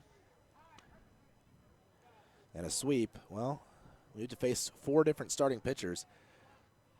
You're probably going to get at least one of the top 2 pitchers of a team. And 2 of the top 3 pitchers. Here comes the 1-1, or 2-0, sorry, outside, ball 3. 3 balls, no strikes, the count to Wilson. Waiting on deck, J.D. Pulfer. And now it looks like Nivar, again, is getting loose in the bullpen for the Lemurs. But if you split, it's okay. The delivery, low for a ball. And that's ball 4. So 4 straight balls to Reggie Wilson. Second walk of the inning. And for Richard Ruff, he has now walked 5 batters in his outings against the Lemurs this season. J.D. Pulfer to the plate.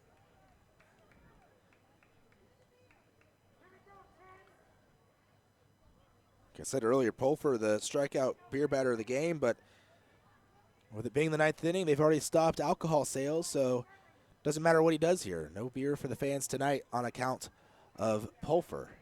Runners on first and second, 2 outs. The pitch from Ruff. Pulfer taking down and away, ball 1. Ruff has now thrown 5 straight pitches out of the zone. He has 2 strikeouts on the inning. I guess you could maybe call him effectively wild.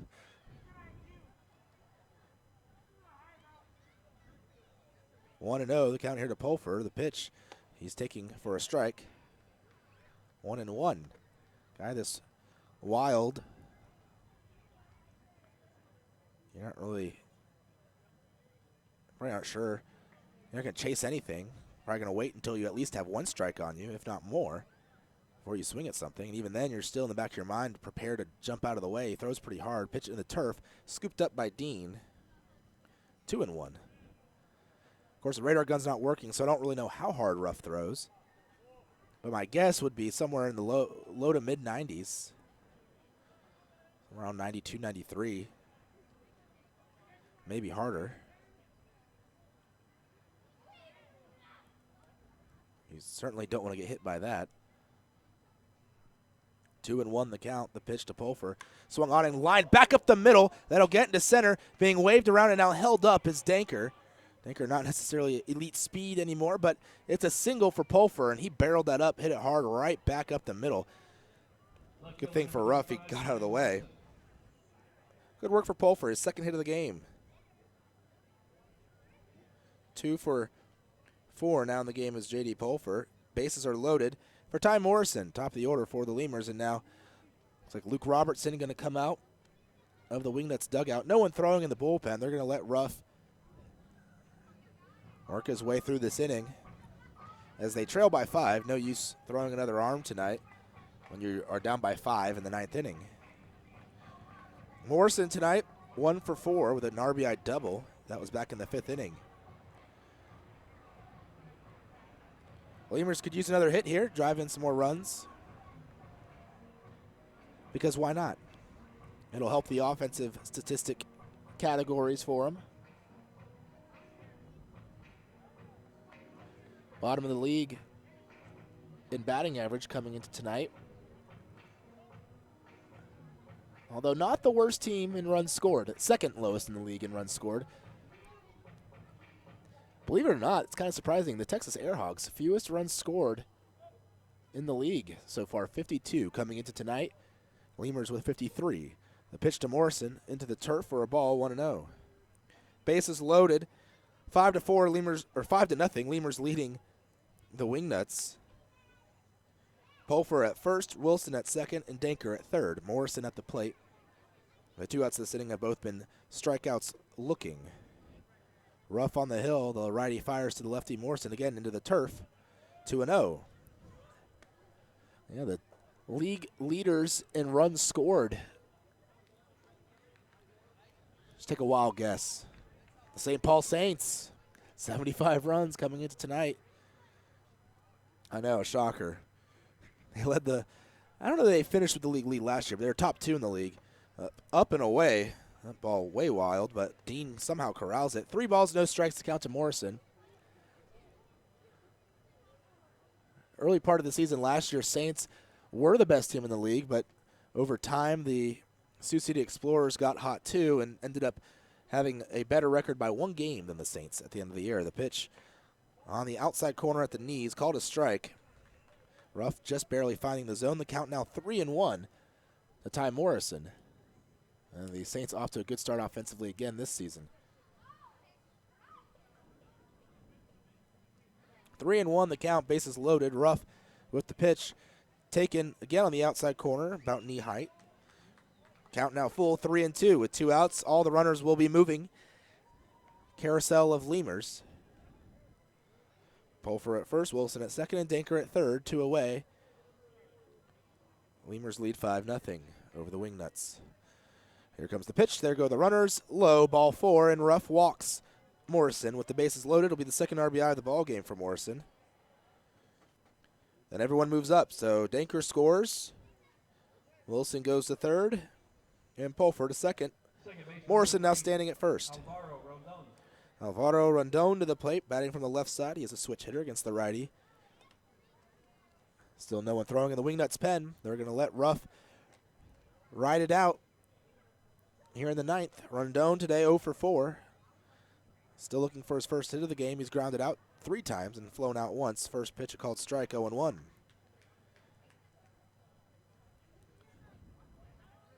Lemurs now lead 6-0 over the Wingnuts. Ruff now with, again, 3 walks in this outing. Pitch low, ball 1, 1 ball, 1 strike. He had 3 walks against the Lemurs, which is facing 3 batters in his first time against Laredo 2 nights ago.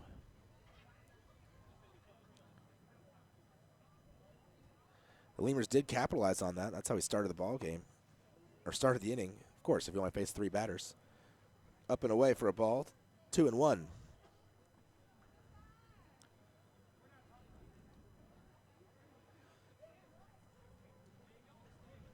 Ruff towing the first base side of the rubber. He has himself a big bushy beard. Now the 2-1 pitch, swing, and a chopper down the first baseline, but foul. It might have caught a piece of Rondon's foot, I'm not sure.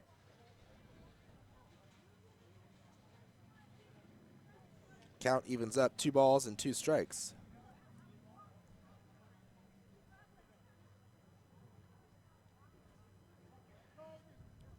It's a dark night here in Wichita. Sun finally set a couple innings ago. Not too many lights on again, and the 2-2 pitch up high, ball 3. Count now full, 3 balls, 2 strikes, 2 outs, bases loaded. All the runners again will be moving on the pitch to Rondon, who is 0 for 4. Batting from the left side against the righty, the pitch up high, and there is ball 4. Ruff walks his 4th batter of the inning, his 2nd with the bases loaded.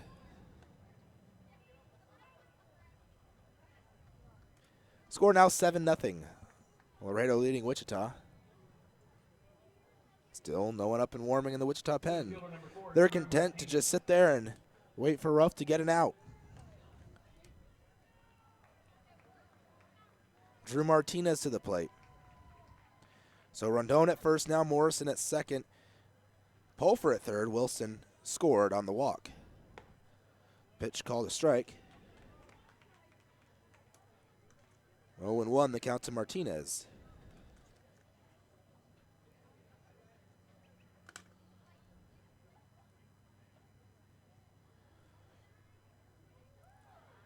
Runners get their leads. No one holding anyone on. The 0-1 pitch fouled away.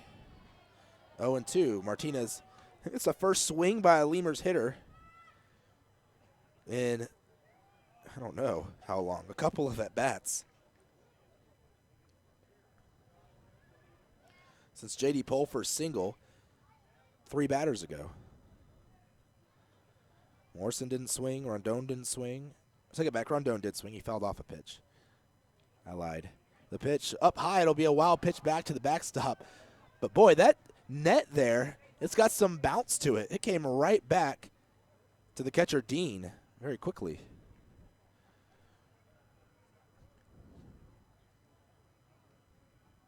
Well, bouncy net. I don't know that Pulfer would have gone anyways, being up 7-0.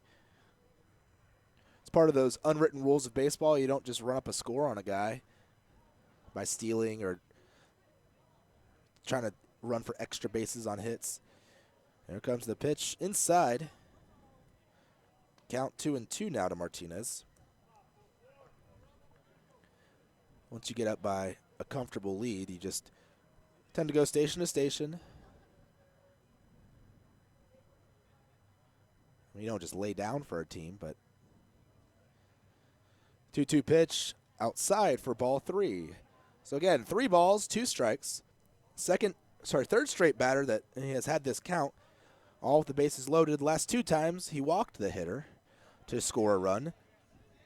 He being Richard Ruff. See what happens here. They'll all be moving on the pitch. Pulfer at third, Morrison at second, and Rondon at first. To payoff pitch, swing and a ground ball back towards the middle. It'll be the shortstop, Vargas. He'll field, throw to first just in time to get Martinez. That'll end the inning. Lemurs score 2 runs there in the 9th. We go to the bottom of the 9th. Last chance for the Wingnuts. 7-0. Lemurs leading the Wingnuts. For all of your vehicle collision repair and paint needs, there's only one place to turn, Mike's Paint Place. Mike's Paint Place has computerized color matching and digital imaging. They also do full frame and suspension repairs. Stop by and see Mike's Paint Place today at 6410 Polaris Drive in Laredo. The Chop House Cheddar Burger is back at Whataburger. First of all, you start with a large bun, 2 patties, Shredded cheddar cheese. The creamy sauce. Creamy steak sauce. My personal favorite part is the onions, the grilled onions and bacon. Grilled perfection. It's good stuff. Love it. You take a bite. It's hard to describe. It's hard to put into words. The Chop House Cheddar Burger. Chop House Cheddar Burger. It's back. I don't have anything else to compare it to. It's the best out there, I think. The Chop House Cheddar Burger is back. Only at Whataburger and only for a limited time.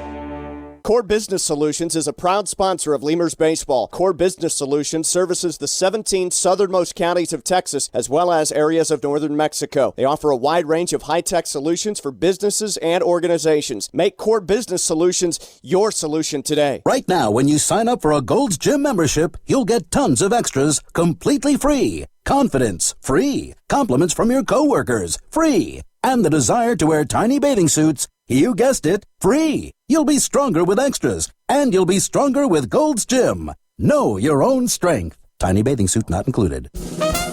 Getting hungry? Popeyes always hits the spot. Make sure to stop by any Popeyes location to try out Popeyes' new Smoky Garlic Chili Chicken Dinner. It includes 4 smoky garlic chicken tenderloins served with Popeye's new garlic herb dipping sauce, your choice of a signature side, and a buttermilk biscuit for just $4.99. Promotion starts Monday, May 25th.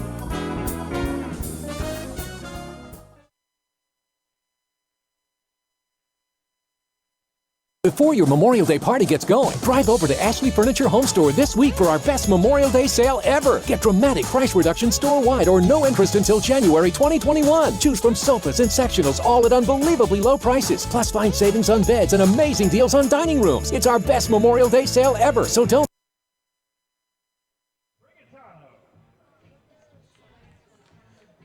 Richard Prigatano leading off the bottom of the 9th. Jose Navar in the pitch for the Lemurs.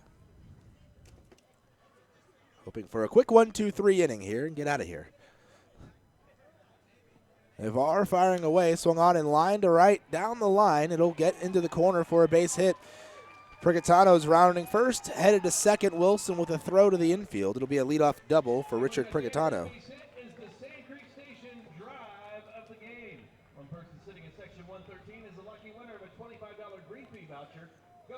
Prigatano now 2 for 3 in the ball game. A single, a double, a strikeout, and a walk tonight. Navar into pitch. His numbers tonight: 0-0 with a 4.05 ERA, 7 appearances, 6 2/3 innings. He's given up 3 runs, all earned. He has 12 strikeouts on the year, which coming into tonight was good for 4th on the team. Pitch low for a ball, 1-0. The batter, Harrison Kane, who is 1 for 3. Runner on second, no outs. Bottom of the 9th, Lemurs up 7-0 over the Wingnuts. Offense coming alive here in the last couple of series for the Lemurs. Last night, Lemurs scoring 4 runs, winning by a score of 4-3 over Wichita in 12 innings. That 4 is a ton, but it's a decent amount. They scored 6 runs in the first game of the series, although they did fall to the Wingnuts by a score of 9-6 in game 1. There's a chopper hit towards second. Rondon with it, throws easy to first for the out, 4-3. The putout going from second to third base is Prigatano. 1 out, runner on third.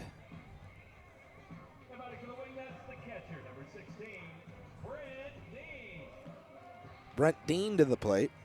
Dean today 1 for 3 with a single in the 4th.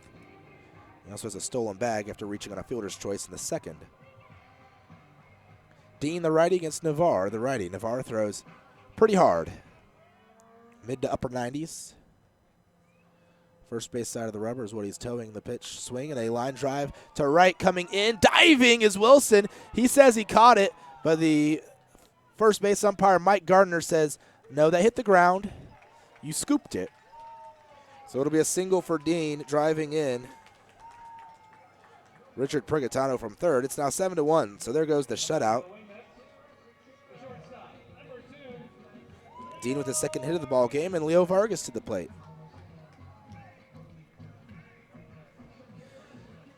Good try there by Reggie Wilson. Tried to make the catch. It looked to me like he might have caught it off the bounce. Runner on first, one out. Vargas at the plate, shortstop for Wichita. The pitch called a strike, 0-1. No one holding Dean on at first as the Lemurs lead 7-1 against the Wingnuts. Navarre appearing in, gets the sign from the catcher coach. Dean getting a lead, the pitch up high for a ball, and it's 1 ball, 1 strike. Vargas today 0 for 2 with a walk.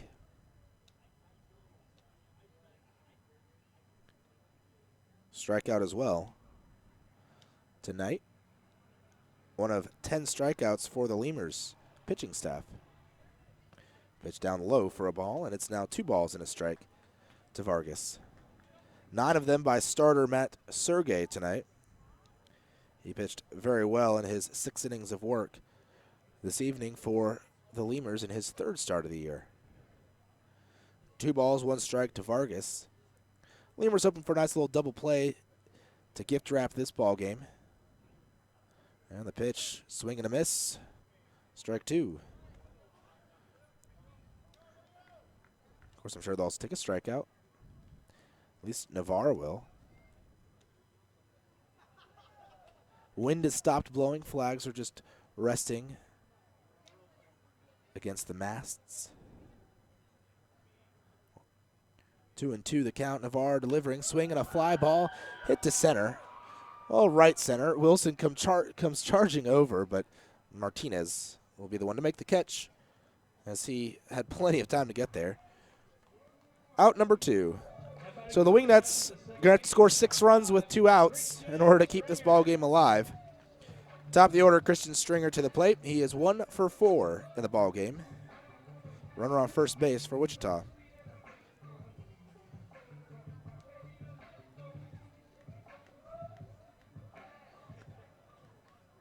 Navarre, the righty against the lefty in Stringer.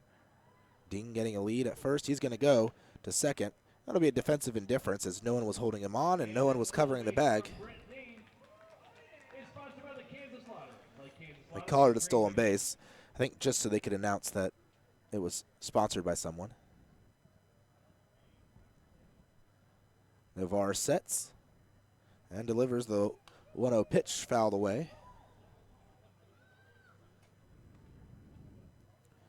And make sure they actually ruled it that on the game tracker. Otherwise, we're going to have issues, especially Matt Coach. He doesn't want more stolen bases against him, especially when they aren't actually steals. 1 ball, 1 strike. The count to the batter, Stringer. Runner on second now. The pitch, swing, ground ball, right side. Pulfer tried to go after it, but Rondon has it.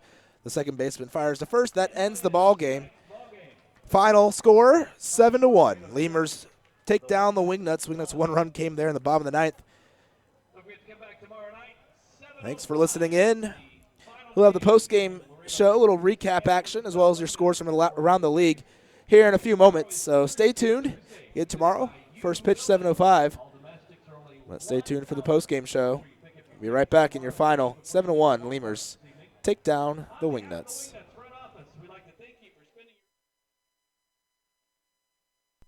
Quench your thirst at a Lemurs game with a beverage from Southern Distributing Company. Try mainstays like Miller Lite, Miller 64, and Coors Original, or reach for a Red's Apple Ale or Leinenkugel. Batch 19's the newcomer, a pre-prohibition beer inspired by the last batches of beer brewed before 1919.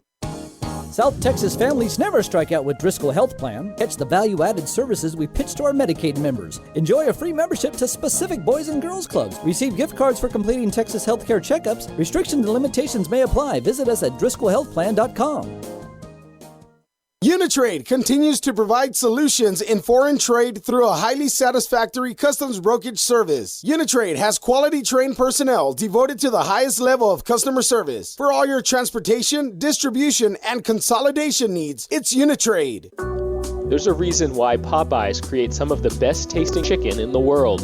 We were born in New Orleans, Louisiana, the land of good fun and great cooking. Spicy flavor is a way of life in New Orleans, and everything we make reflects it.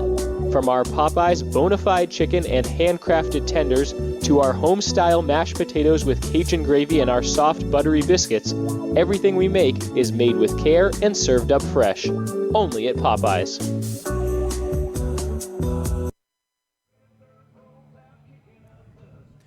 Lemurs with the win tonight, 7-1 over the Wichita Wingnuts. Matt Sergey on the hill for the Lemurs, getting the start against Eddie Medina. Medina was on fire for the Wingnuts through the first 3 innings. He faced the minimum over 3. He allowed 1 base runner, but that was Dennis Phipps on an error. And then he got a double play off the bat of Travis Danker to end the inning, so he still only faced 3 batters there in the second. In fact, he faced the minimum through the first 11 outs before Drew Martinez finally got the first base hit for the Lemurs, a single in the 4th. He then stole second before Phipps would end the inning on a strikeout. But as good as Medina was through the first 4 innings, Matt Sergey was also excellent. Sergey would strike out the side in the first, although he would give up a single and a walk. But he still would strike out 3 batters there in that first inning. Second inning, kind of similar. He'd walk 2 batters in the second, but would get through it without any runs allowed.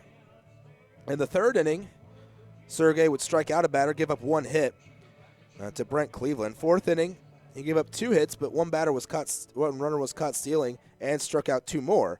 Fifth inning, a 3-up, 3-down inning with a strikeout. Sixth inning, he struck out 2 batters and gave up 1 hit there in the 6th. So he scattered some hits around, just 1 3-up, 3-down inning.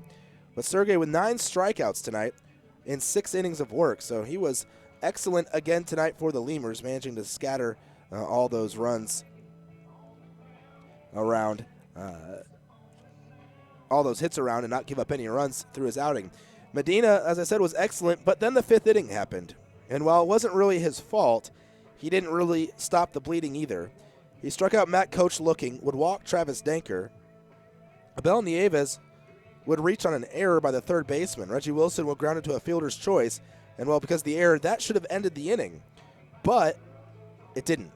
Runners were on the corners for the Lemurs with Danker on third, Wilson on first with 2 outs. J.D. Pulfer would hit a ball into shallow right, a ball that would be misplayed by Prigatano. He just barely couldn't get to it in time, and then it bounced off the turf over his head. Pulfer would reach second. 2 runs would score as Danker easily scored from first, and Wilson would score all the way, or Danker would score from third easily, and Wilson all the way from first. But the scoring, they would rule it a hit and an error, so just 1 RBI on the single for Pulfer. He'd end up, though, at second base. Ty Morrison would come up with a runner on second and 2 outs and hit a double, driving in Pulfer from second, and the Lemurs were up 3-0 after the 5th inning. Well, they came back at it again in the 6th. They got a leadoff double by Drew Martinez. Dennis Phipps would strike out, Matt Coach would ground out, and Martinez would be at third base with 2 outs, and Travis Danker again to the plate. Danker, this time, would hit a home run out to left center, a monster home run out to left center for a 2-run shot. It'd be 5-0 then after the 6th inning, and Bell Nieves would ground out just the very next at-bat to end the inning. So Lemurs up 5-0 after 6. Matt Sergey would leave the game, giving way to the bullpen. Luis De La Cruz would come in. He'd throw a 3-up, 3-down 7th. In the 8th, he'd give up a 2-out walk, but that was it. He'd strike out Dustin Geiger to end the inning in the 8th.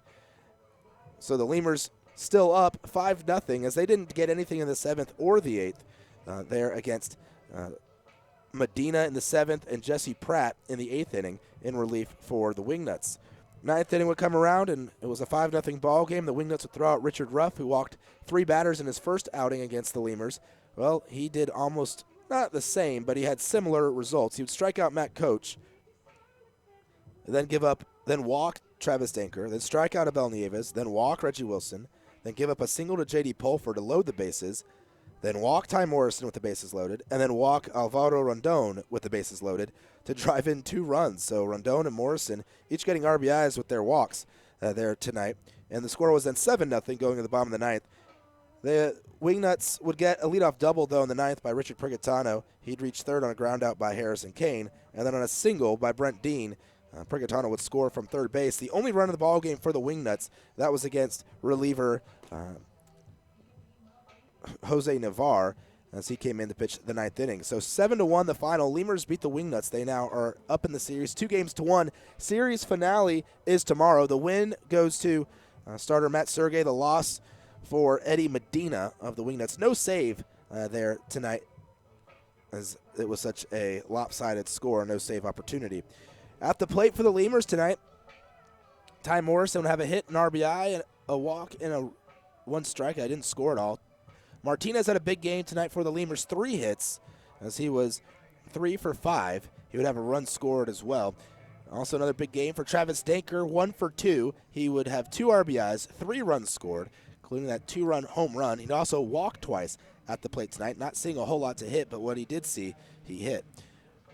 Reggie Wilson would score 2 runs tonight. He would be 0 for 3, though, reaching on a fielder's choice and a walk. And J.D. Pulfer was 2 for 4 tonight, an RBI and a run scored. So Pulfer with a multiple hit game. He and Martinez, both the only multi-hit Lemurs tonight. The final lines for the Lemurs pitchers: Matt Sergey, 6 innings pitched, 4 hits, no runs, 3 walks, 9 strikeouts. Luis De La Cruz, 2 innings pitched, no hits or runs, 1 walk, 1 strikeout. Jose Navarro, 2 hits, 1 run. It was earned, and he would have 1 walk, or no walks and no strikeouts there in his 1 inning of work for the Lemurs. For the Wingnuts, Eddie Medina, 7 innings, 5 hits, 5 runs, only 2 earned, 1 walk, 4 strikeouts. Pratt, a shutout inning, giving up a hit, striking out a batter, no walks. And Richard Ruff, 1 inning pitched, 1 hit, 2 runs, both earned, 4 walks, and 2 strikeouts for Ruff tonight. Take a look around the league at the rest of the scores. The final in Joplin, the Blasters falling 4-1 to the St. Paul Saints tonight in 11 innings. The Lincoln Salt Dogs winning 5-4 over the Texas Air Hogs, that game being played in Lincoln. Fargo Moorhead Redhawks winning 6-0 over the Sioux City Explorers. Over in Gary, the Gary South Shore Railcats lost by 1 to the Kansas City T-Bones by a score of 4-3. And another 1-run ball game, Winnipeg winning 3-2 at home against the Sioux Falls Canaries. So you had 1, 2, 3, 4 1-run ball games tonight.